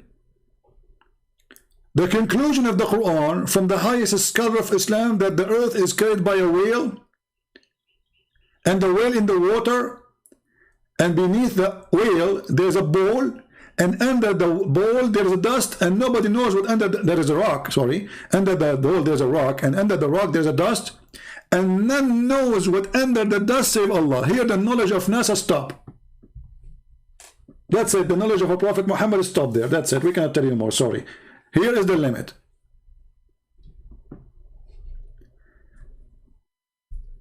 Ishmael was sent to the Arab. I think Ishmael, if you go to the Arab, you will go crazy. The guy will commit suicide.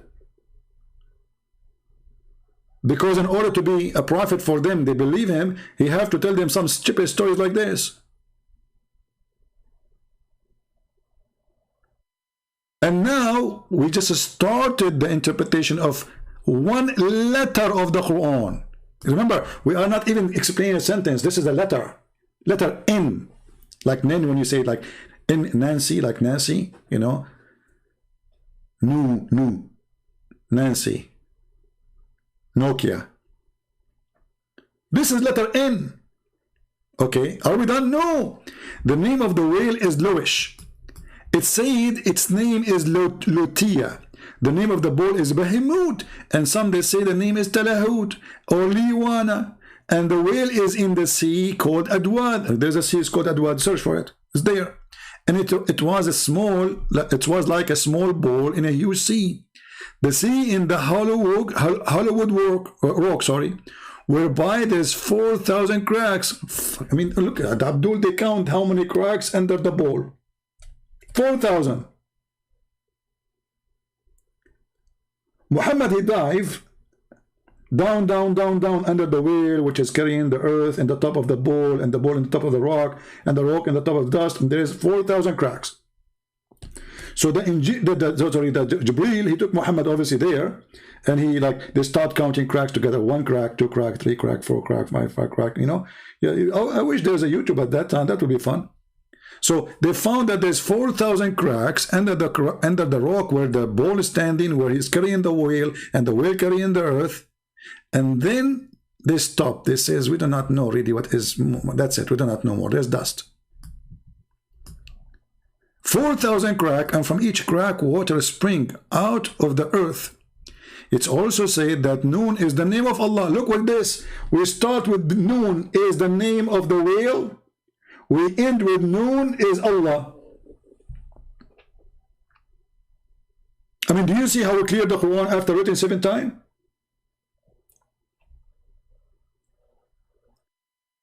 Just a few lines before, Noon is a whale. Few lines after, Noon is Allah. So Allah is a whale.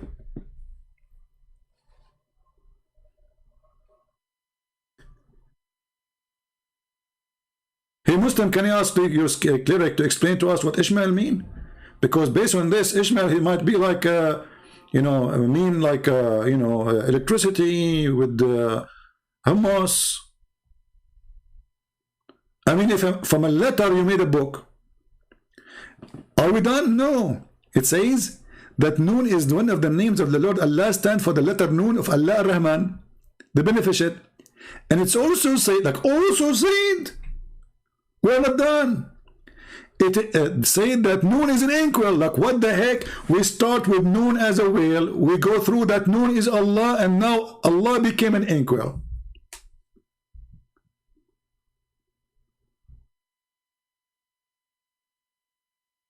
Is that a Halloween?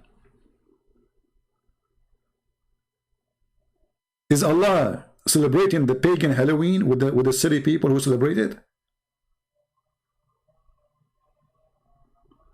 So Allah, he entered the Halloween as a whale, then he go to the kitchen, he changed his mask, he come back as a Rahman, then he come back as an inkwell. Are we done? No. And then it says, Noon is an inkwell. By the pen, Allah, he swore. Have you ever heard of a God he swear by the pen?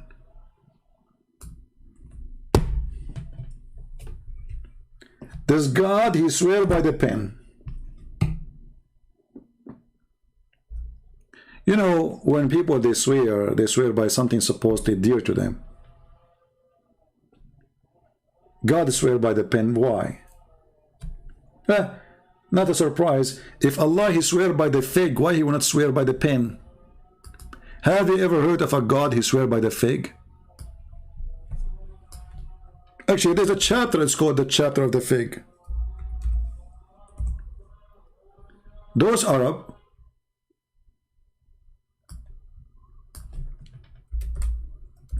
they are living in the desert. And there's a fruit. They are desperate to eat it. They love it. They don't have it all the time. Rarely they can get it. So Allah swear, but what is very dear to him. Wat-tin wa zaytun. Look at this. Okay, Allah is talking by the fig and the olive. Okay, Allah swear by the fig and olive. Why?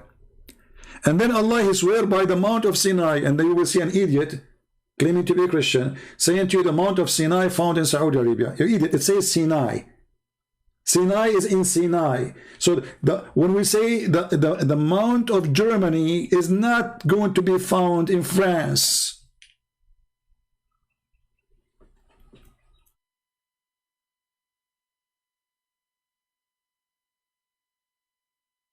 And now I want to ask the Muslim, why Allah swear by the fig? Is that something dear to him? Fig and olive? Can we swear by banana?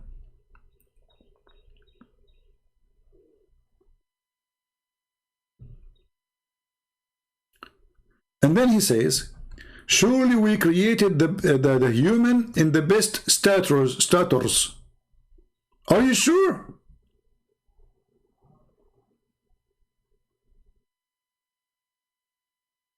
Isn't it you who says that we created the human being to be ignorant? From the first second you created him, you said, وَكَانَ الْإِنسَانُ عَجُولًا. We created the human being to be silly, stupid, ignorant, hasty. And this is a story about Allah creating Adam, and Adam, before he was finished, Adam, he said to Allah, finish me before the sun set. Chapter 17, verse number 11. And you can go to Ibn Kathir and you will see the story. Adam, he said to Allah, finish me, Allah, before the sun set. And this is why Adam was not perfect, because he is ever hasty. He take wrong decision. But in that verse it says we created him in the best. I mean, if we continue, it's going to take us forever. But the topic is, if you are a Christian and you go to a church and they say to you that Ishmael is the father of the Arab, especially the dummy who says even more, they say that Muslims are from Ishmael. The Arab is not even maybe 5–7% of the Muslims. And the Arab are not Arab, which means not everyone call himself Arab is an Arab, because you don't live in the desert. Secondly, as you see, you go to Morocco, they say we are Arab. You go to Algeria, they say we are Arab. You go even to Eritrea, Somalia. I mean, those are African people. How in the world they became Arab? Simply, Islam is a religion who destroy your heritage. conquer your heritage and make you spit on it and make you forget about everything belong to your heritage and make you attach yourself to the Arab. For Arab is the purpose, to conquer all other nations and to take over other nations. This is why when Muhammad said, the one who was proud about in his inheritance before him, he don't only, he don't even want the Arab, who they are Arab, to have their heritage. He wants the heritage start from him. The one who is proud about his inheritance or heritage, tell him to go and bite the penis of your father. And maybe the admin can post the hadith so people can save it. Go and bite the penis of your father. This is a word of a prophet. Asking people to bite penises. أَعْدُوهُ بِهِنِّ أَبِي.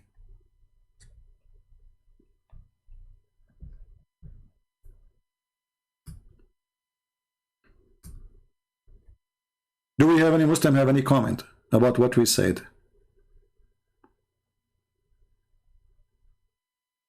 Actually, the Arabic language is so powerful to the point is used in Bangladesh to stop Muhammadan from pissing on the street. There's a common behavior Muslims they do in their countries, following the steps of the Prophet. Muhammad, he used to piss on the walls. Wherever he go, he grab it and he piss in the street.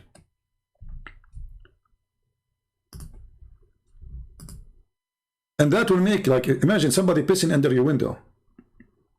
Literally, I'm not, this is how it is all over the Middle East and all over Islamic countries.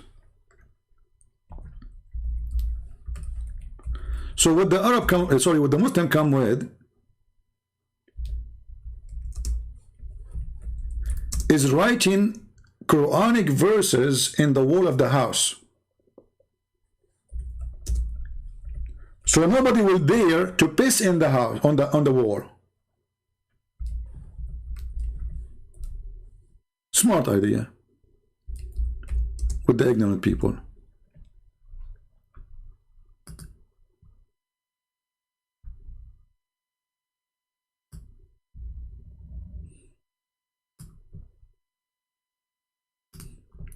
Bangladesh use sacred Arabic to stop peeing on public.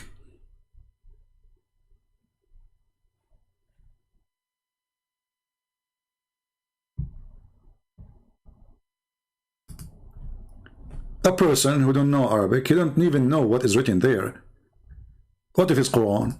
He will get killed for peeing in the Quran. You know that how dangerous this is. So if you have people coming paying under, you cannot open your window in the Middle East because the first thing you smell is poop, piss.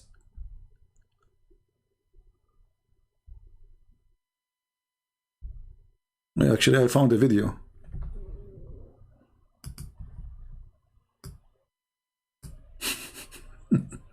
I'm not going to play it, don't worry. Look at this guy, this is what they do. So what we do, and look how the wall is, you can tell the wall is all over it is too much wet there. It's like this is the only thing is useful for the Quran. Stop people from peeing in your wall. You go outside, you write a few words, you write the name of Muhammad on the wall. Now who dare to pee there? He will cut his penis before he do it.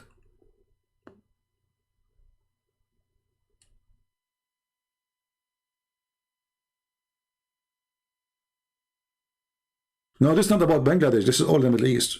All Middle East. Now, you might say like some countries like Emirat because now they have money. But this is how the Middle East is. I mean, they unzip it and they piss in. Because Muhammad, he pee in the street. If there's any Muslim will say the Prophet don't use to do that, challenge me.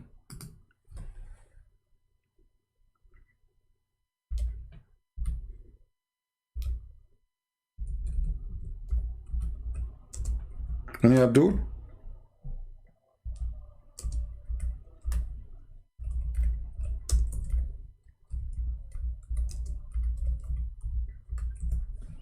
We can find the hadith actually.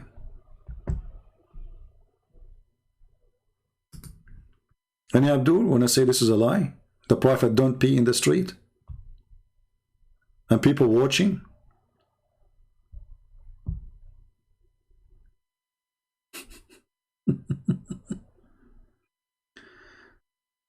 Oh boy.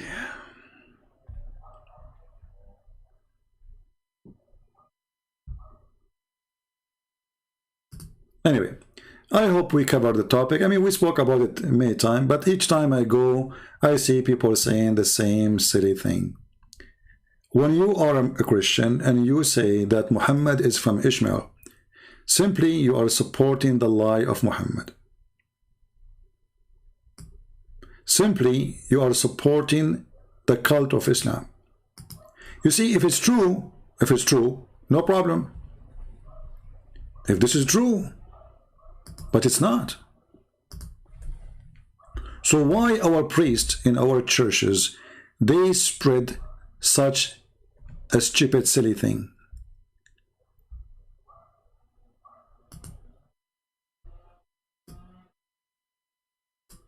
This is your prophet pissing, standing in the, on the wall.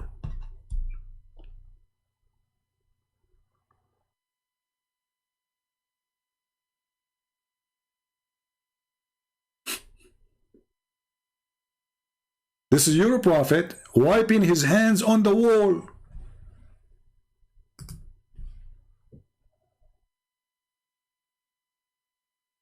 Do you see it?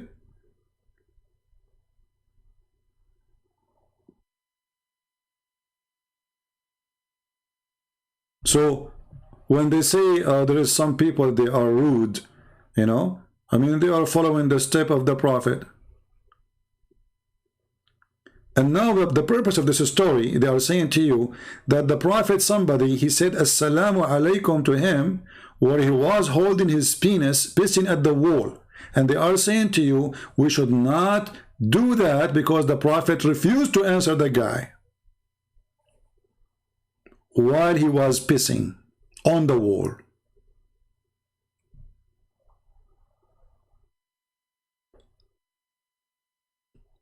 Any Abdul? I came upon the prophet when he was passing water. He passing water where? In his house? No, obviously. I mean, yeah, he was walking by. This is what it says. And I saluted him, but he did not reply till he got up and he went to a wall, and he, after scrubbing it with his with a stick which he had, he put his hands on the wall and he whipped his face.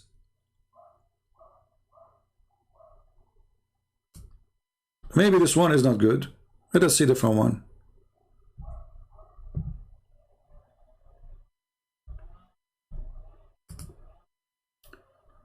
A man passed by the messenger of Allah when he was urinating and greeted him, but he did not return the greeting. Forget about this one. Let us see. So, I mean, look! Oh, look how many hadith. Look how many stories.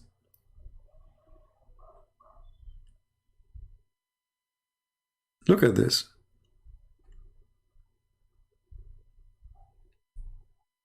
Look like many people, they see Muhammad always pissing in the road. All those stories about a person walking by, passing by.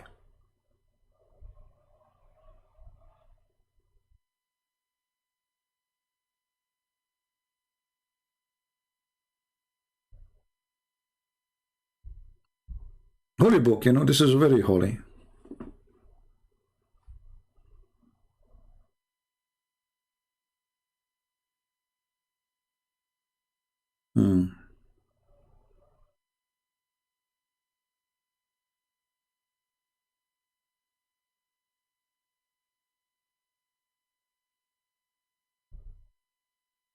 Anyway,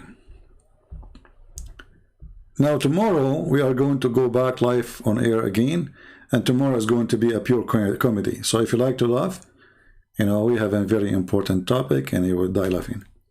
So I think we have enough for today. I hope you have a good time together. And if you see any Christian saying to you that Muslims are from Ishmael or Muhammad is from Ishmael, challenge him to show you the reference. Otherwise, to shut up. As simple as that. Don't be shy to be rude to a priest just because he's a priest. Because a priest who teach false information, he is no priest. And if you don't correct him, let us say he's a good man. Because there's many, they are good men, they don't know. I mean, they're ignorant, copy-paste. They heard it from somebody supposedly higher than them, and they say what they heard. So when you go to a church and you see a minister or a priest or whoever saying such a thing, say to him, where you get this from? This is the Bible, show us. Is that fair? This is the Bible, show us. Where you get the conclusion that Muhammad is descendant from Ishmael. And to make it more even easier for him, where you get the conclusion that the Arab themselves, they are from Ishmael. When the Arab, they are not even one nation. Go and look at the Arab. Those who they call themselves the original Arab, they don't look like each other. The Prince of Qatar, he look Indian, literally. And his people the same. People of Saudi Arabia, they look different. People of Kuwait look different. People of Emirates look different. Hey, how come they are Arab if they don't even match?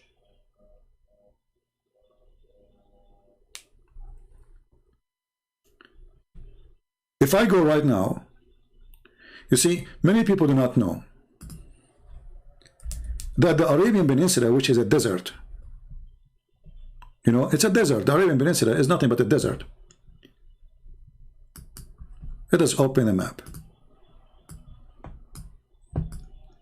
And they call it peninsula because simply it's like an island.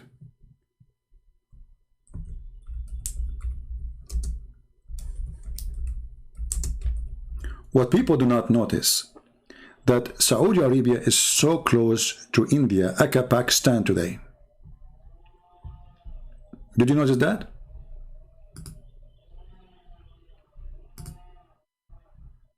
There's a few miles between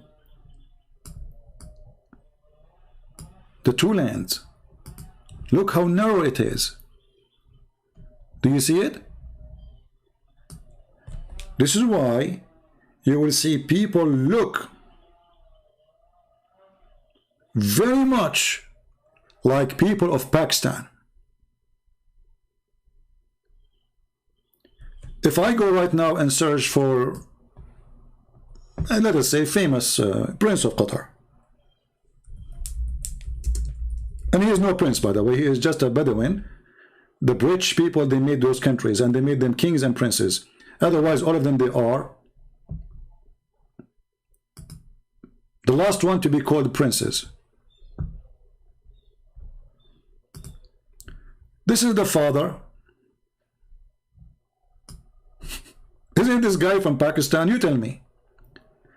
Just take the Arabian scarf, which is something they add to themselves because they live in the desert. They need some protection for their head. And you will find that you are talking to somebody from Pakistan.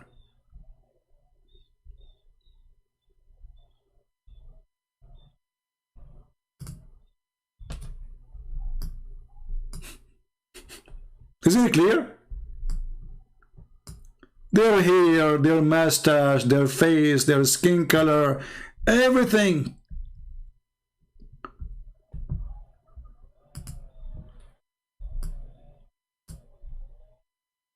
This is his son.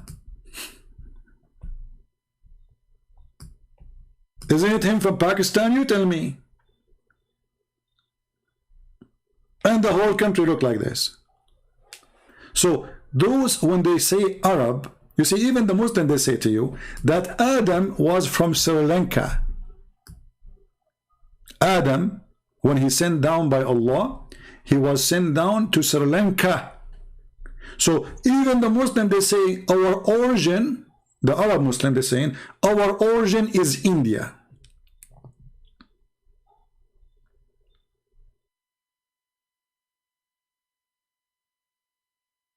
If you don't believe me, search right now, Prophet Adam, Sri Lanka.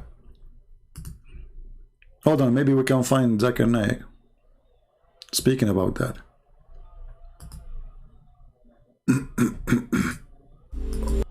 Zakir Naik or Prophet Muhammad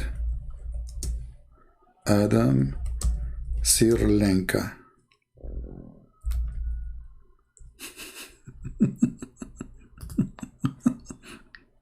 He's from Sri Lanka. What you can do about it?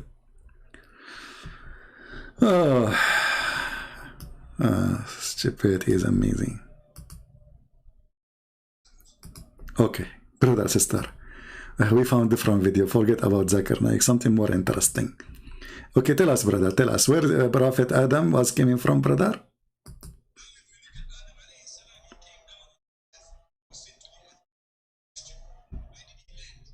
Where?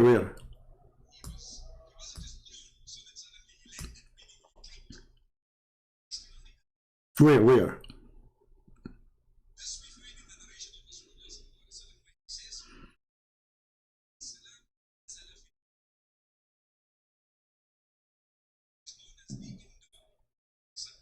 Did you hear it?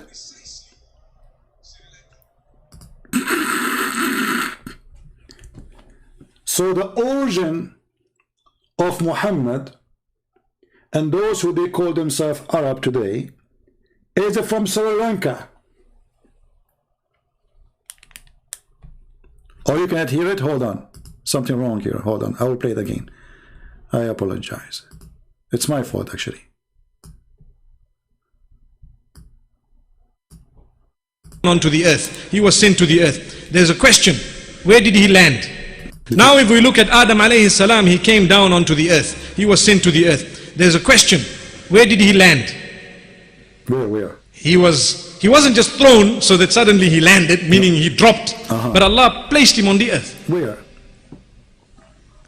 This we find in the narration of Rasulullah sallallahu alaihi wasallam, where he says that Adam alayhi salam nazala fil Hind. He came down in what is known as the Indo-Pak subcontinent, precisely Sri Lanka. There is a mount there known as Adam's Peak.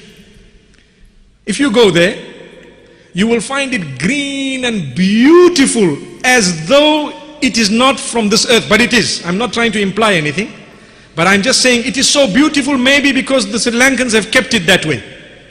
But it's a beautiful place. It is said that there is a possibility that that is the place. We don't know for certain that that spot is the place, but roughly there. What about Hawa? Where did she come down? Where? In Jeddah. Like, what the heck? The husband, the parachute sent him down to Sri Lanka. The wife, she came in Jeddah. And how they met again? They use WhatsApp. She shared Google location with him. So Adam, but important for us now, the Muslims agree that the origin of themselves is from Sri Lanka. This is where this idea came from, because they carry through their grandfather that we are coming from India. So those who live in the desert in that area, they agree that they are coming from India, but they are not one nation. That's why they don't look the same. India have hundreds of ethnics, if not thousands. But what they know for sure, that they are coming from this land. Listen again, by the way, it's going to be very nice if you don't like your wife, and then your wife, she land in different continent. Like you have an airplane accident, and then both of you land fine, but okay, she's gone. And maybe she don't like her husband. Thank God my husband fell in Sri Lanka. So how Adam and Eve, they met again? I mean, why Allah sent Adam there and Eve there? What's wrong with this religion? There are thousands of miles between them now because Jeddah is on the other side. You see, if you go to the map, we are not in the same location no more.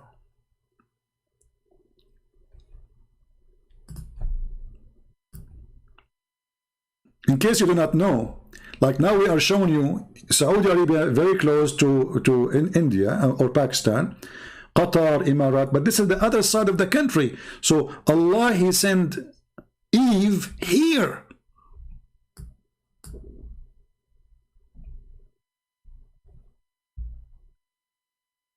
Do you see it? And Allah, He sent Adam here. Let us go. Look how far. And don't ask me, please, how Adam was able to cross the ocean and go from Sri Lanka to India. There's no bridge. Actually, I think even until now, there's no bridge. You see, there's no bridge until now. How the guy he went there? I mean, he's in Sri Lanka now. In order to go to India, he had to swim the ocean. But remember, Islam and the Prophet don't lie. Prophet, he tell true story. So this is why this guy is standing firm, teaching you what is supposedly the truth.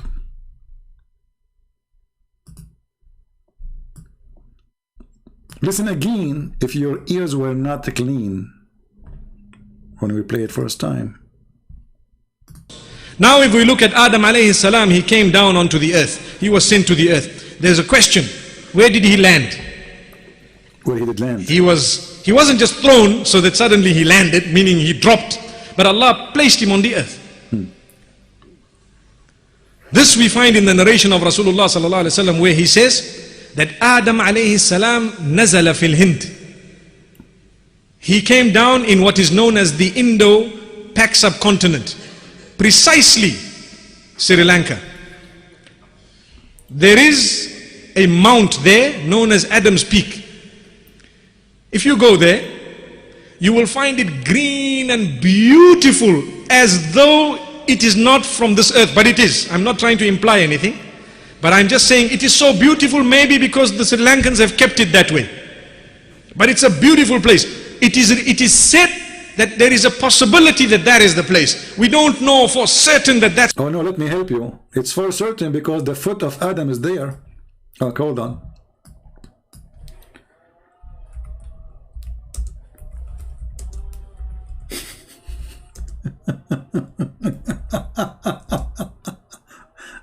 Oh boy. What a stupid religion. Here we go. This is a website called Islamic Landmark.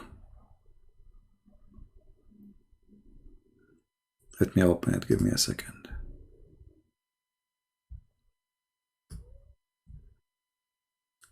Adam's Peak, Sri Lanka. This is what he's talking about. But this is a building for the Buddhist. The Muslim, they want to hijack it as usual. So the Muslim now, they claim that this is the footprint of Adam. Hey Muslim, don't you think this is very small? If Adam was like 5-story building or 6-story buildings, why his foot is so small? So they are fighting with the Buddhists to take over this place. But everybody knows this is a Buddhist area. So Allah, He made Prophet Adam land there. Read carefully with me. This is the footprint measuring 5.7 by 2 and 6 is believed to be the footprint of Prophet Adam, peace on him, who was said to be 60 cubits tall. It is located in the top of a mountain in Sri Lanka called Adam's Peak, called by Muslims, not by the Buddhist. And this is where the temple is. Buddhist temple. They want to hijack everything, anything. Even the Buddhas are not safe from their hands. And then Eve, spot is the place, but roughly there. What about Hawa? Where did she come down? in Jeddah. Where is Jeddah? Jeddah is in the Arabian Peninsula, in what we know today as Saudi Arabia. And what is the meaning of Jeddah or Jeddah or Juddah? It means the grandmother. It is named after her. Subhanallah. Now what happened? They started looking for each other. I remember, meaning I can imagine, I'm just saying it for myself, I can imagine them thinking, I remember there was someone, you know, we had Hawa here, where is she? Let's start looking. And he started looking, subhanallah. Subhanallah. If you picture it, you can imagine. And Adam alayhi salam began to walk. And he started walking towards where the sun was setting. He started walking towards the west. Really? And Eve, Hawa alayhi salatu was salam, as if... Hold on. He started walking toward where the sun is sitting, and that made him go to Jeddah.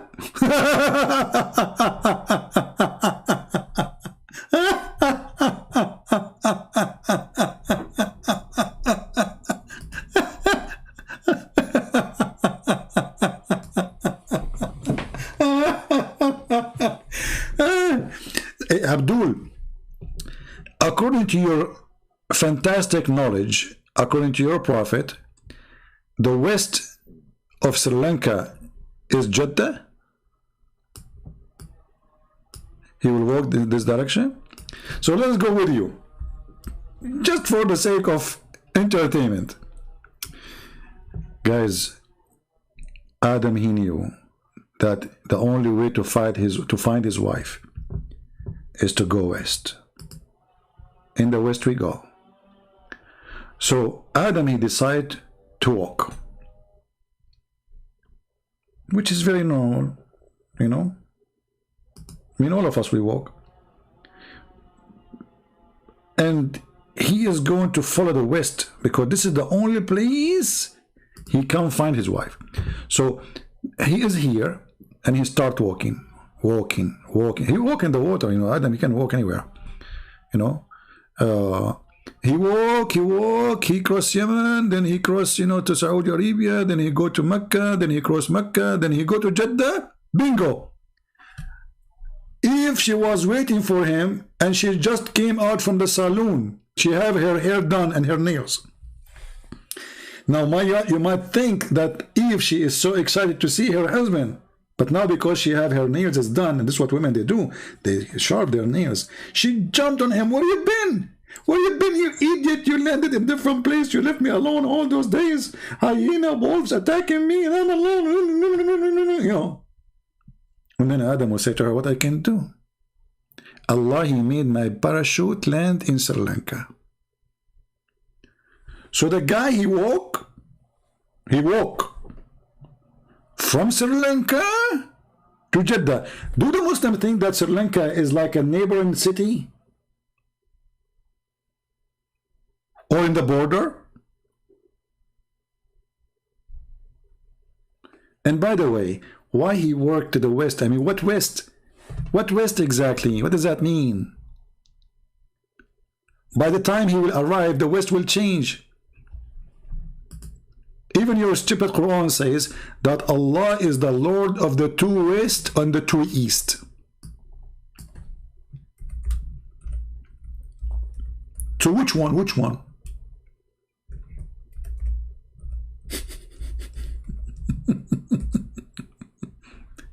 Have you ever heard of a God? He is so good in science, believe that there is two west and two east.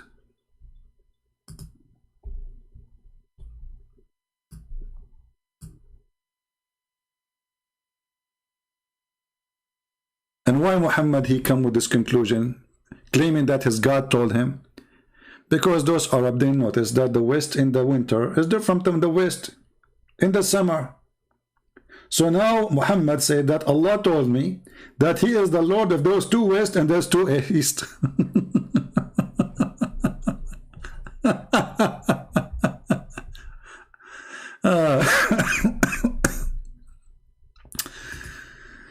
Oh boy.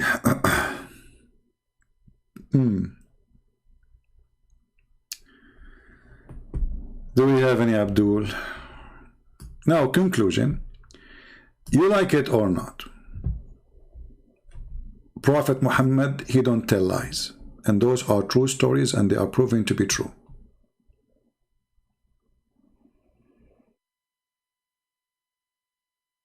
I was in Sri Lanka at that time, and I saw myself, Adam. But the problem at that time, I don't have a camera. He was walking down street. I asked him, Adam, where are you going? He said, west, west, west. He said, why west, west, west? He said, Eve, Eve, Eve. SubhanAllah. If you picture it, you can imagine. And Adam alayhi salam began to walk. And he started walking towards where the sun was setting. He started walking towards the west. And Eve, Hawa alayhi salatu wasalam, as a female, she didn't walk too much, but she also tried to look. Look at the logic, brother. Look at the logic, brother. Because she is a female, she did not walk too much, brother. I mean, now the story made sense. Before, a second ago, no. Now, I think no one of you have an objection. I mean, look at this. Eve, she is a female. She should not walk much because she's female. That's deep. That's deep. Adam is a male, so he can walk. Makes sense. See, the story is not just a story. It's true story. What's wrong with you? No, we had Hawa here. Where is she? Let's start looking. And he started looking, subhanallah. If you picture it, you can imagine. And Adam alayhi salam began to walk. And he started walking towards where the sun was setting. He started walking towards the west. Yeah, good. And Eve, Hawa alayhi salatu wasalam, as a female, she didn't walk too much, but she also tried to look for. I mean, you see, if you, I don't know, most of you, because you don't like Islam, you are going to laugh. But if you think about it a little bit, I know that most of you are not smart like those who believe in Allah. You're not even close to that. I mean, I can't even compare you. But if you think about it, how in the world Eve, she will be able to walk, and she is wearing high heels shoes? Do you think that is easy?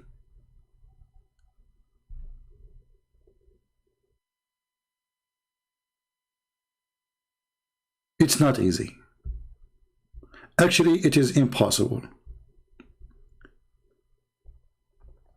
So it's very logical to be a Muslim, because Islam is the only religion is convincing. And there is a lot, you know, of proof for the stories the Muhammadan, they say. Those are not fabricated. There's proof of them.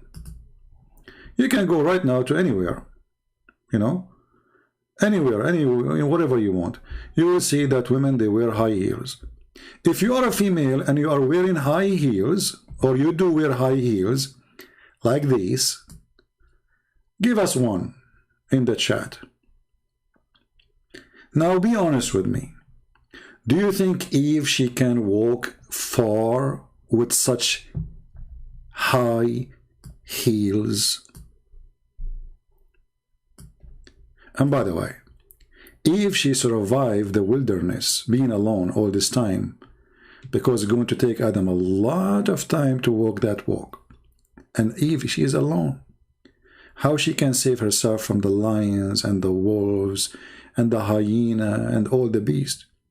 The answer is in the front of you. The high heels. There's many men, they've been killed by high heels. You will see the guy is going to the, you know, the emergency room, and he have like a shoe in his head. True story, brother.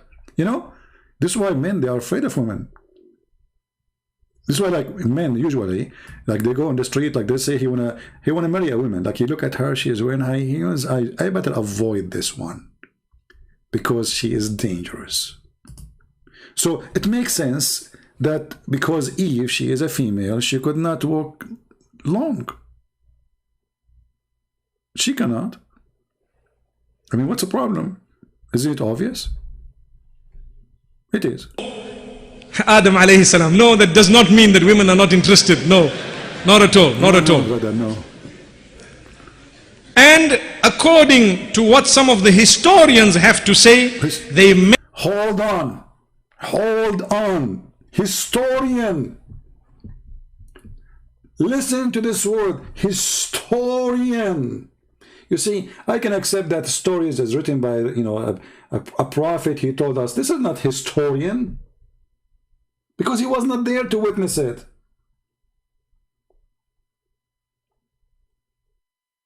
What do you mean historian? According to historian? Is that a historian or hysteria? According to some historian. What some of the historians have to say, they met in Arafah. And this is why where the white pillar is, the historians have made mention of, I haven't found it in a correct narration, authentic narration, but they say that where Arafah is, where we actually gather, that is where the two met. Wallahu a'lam, Allah knows best. And Allah knows best. Because now if you ask him a question and you want to get him busted, he will say to you, Allah knows best, which means shut up, don't ask me. All what I said is over by Allah knows best. And who can argue with this evidence? Historians said. The historian they found, not only the Prophet Muhammad, historian they found that too, that Eve, she walked from Jeddah toward Mecca, and Adam, he walked from Sri Lanka toward Mecca. And they met their brother. See how love, you know. By the way, from now on, if you ever lost, let us say you are going somewhere. Let us say you went to a festival with your wife and you lost your wife there in the crowd. What do? Walk west. You walk west. And your wife walk toward Mecca. You will meet. Very simple. That's it.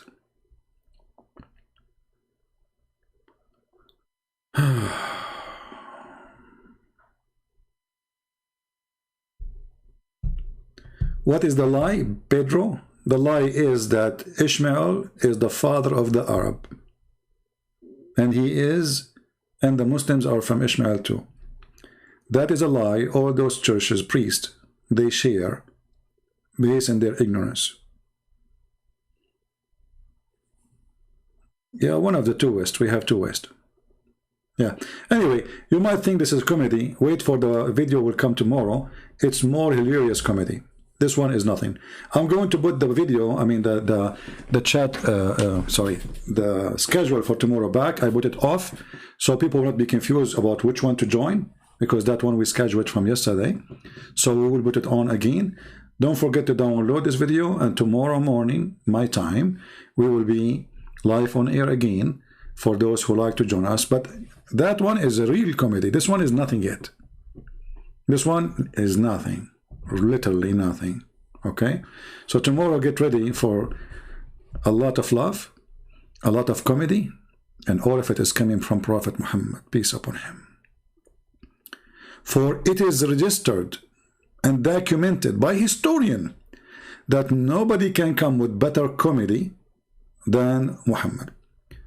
No, not same time, tomorrow morning my time. So it's going to be, I think, at 10 tomorrow, and like New York time, 10:30, something like that morning. Anyway, I will make it active again in a second. All right, after I close from here, I made it unlisted so people will not be confused about two podcasts, because people, they might think, okay, which one, you know, he's going here, he's going there, you know, because this one was not scheduled. But the other one, let us make it listed. Here we go. I will make it listed right away. You will see it in my channel again. So I want to say, guys, thank you for being here, and I hope that if you are going to Sri Lanka, you visit the footstep of Adam, give it a hug.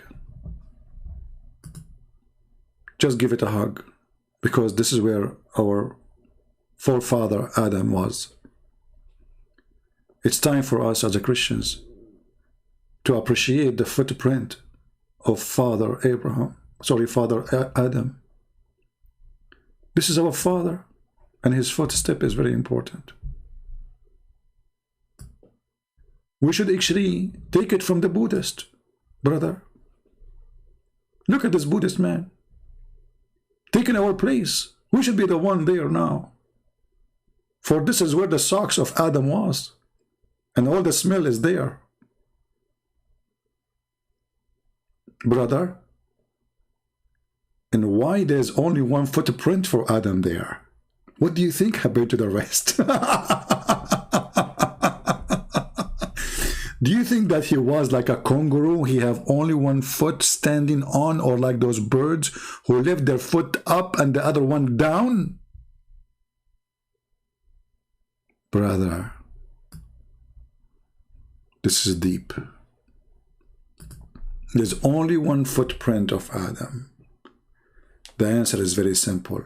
Because Allah, when He sent him down, He took the other shoe from his foot. So this is the shoe footprint of Adam. And this is the only explanation, brothers and sisters, why there's only one footprint. You know what, for the sake of stupidity, let us say there's two footprints. Okay, well, the guy is walking or not? I mean, how come there's only two footprints or one? That's it. Sometimes, you know, when I say, like, when I say stupidity is amazing, it's amazing. It's amazing how stupid a human being can be stupid. How far he can go in his stupidity. So the guy came from heaven, he landed in the ground, and there's only one footprint. What happened to the second foot?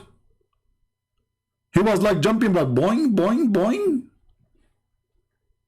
Was he a kangaroo?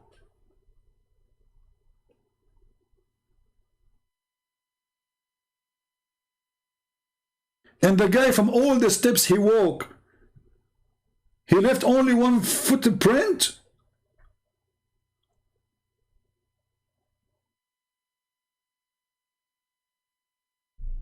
What is that?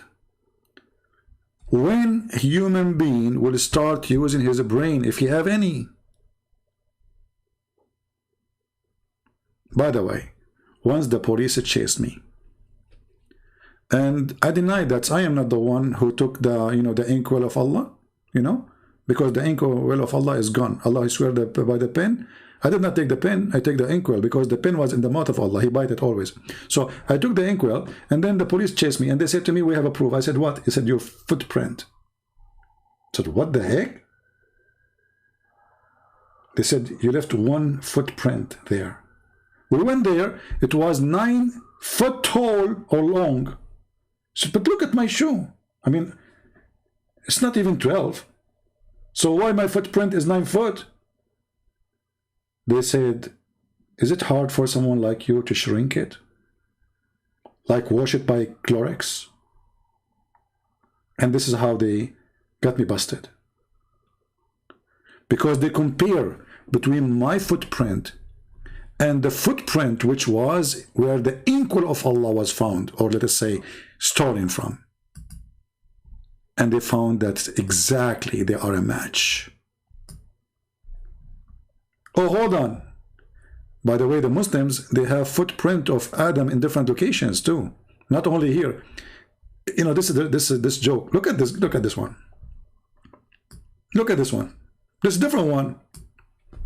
Like, what happened to the other one? And why his footprint look like that?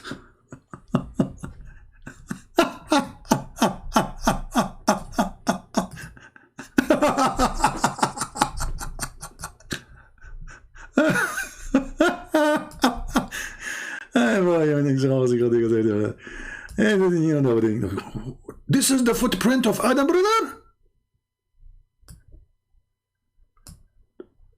And look, there's a flower in the middle of his foot. Do you think he was... I think he bought a flip-flop from Walmart. There's a flower in the middle. Do you see the flower? I don't know if you can see the flower. Which genius people. This is the same prophet Adam. Look in Sri Lanka. Look at this. Adam Peak, Sri Lanka.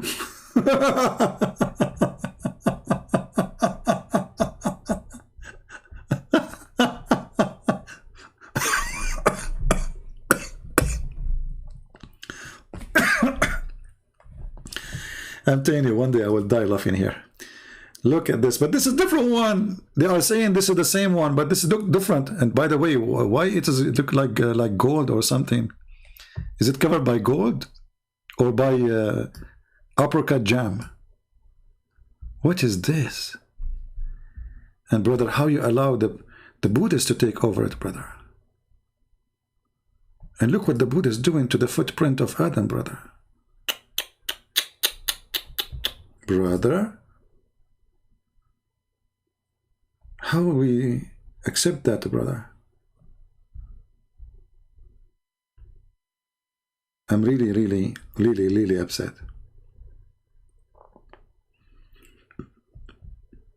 Oh, this is a girl. She is going to see the footprint of Adam. Anyway, crazy. Stupidity. There's no solution for stupidity. You cannot fix stupidity. Even education cannot fix it. No? Because if you refuse to use your brain, there's no education in the world can make you smart. Right? You know what? I get an idea. I think I'm going to take like a few weeks off and go to Sri Lanka, and I will call you, go live from there. Who support this idea? What do you think? Should I do that? I go all the way to Sri Lanka. I will call Mufti Mink. I say, hey, Mufti Mink, I'm looking for the footprint of Adam. I find only one. What is the rest? What is the proof? And I feel sorry for Adam. I mean, this guy, he landed at the top of the mountain, and now he have to go all the way down. He have to walk in the ocean. Anyway, true story. True story. So, conclusion, again, repeat again what we said in the beginning. If you're a priest, he is a Protestant or Catholic or Orthodox, and he said to you something stupid, which is a lie, that Muhammad is from Ishmael, ask him, I challenge you to prove it. Is that fair? Because if you have no proof of what he claimed, that means he is either an idiot teaching something against the Bible, or you have to prove it from the Bible. As simple as that. How do you know that Muhammad is from Ishmael? Where you got this from? Bring it to me. If you cannot bring it, if you cannot show it, if you cannot prove it, that means you are an open mouth full of socks of the Arab. You are sponsoring a lie which is against the Bible. And please, don't hesitate to get those priests busted. Don't be shy. There's no shyness with the truth. Because this priest is not doing his job. He did not study the Bible. He did not study what he's saying even. Before I open my mouth and say something, I have to go and search it and find out if it's true or not. If it's not there, why you are bringing me a lie?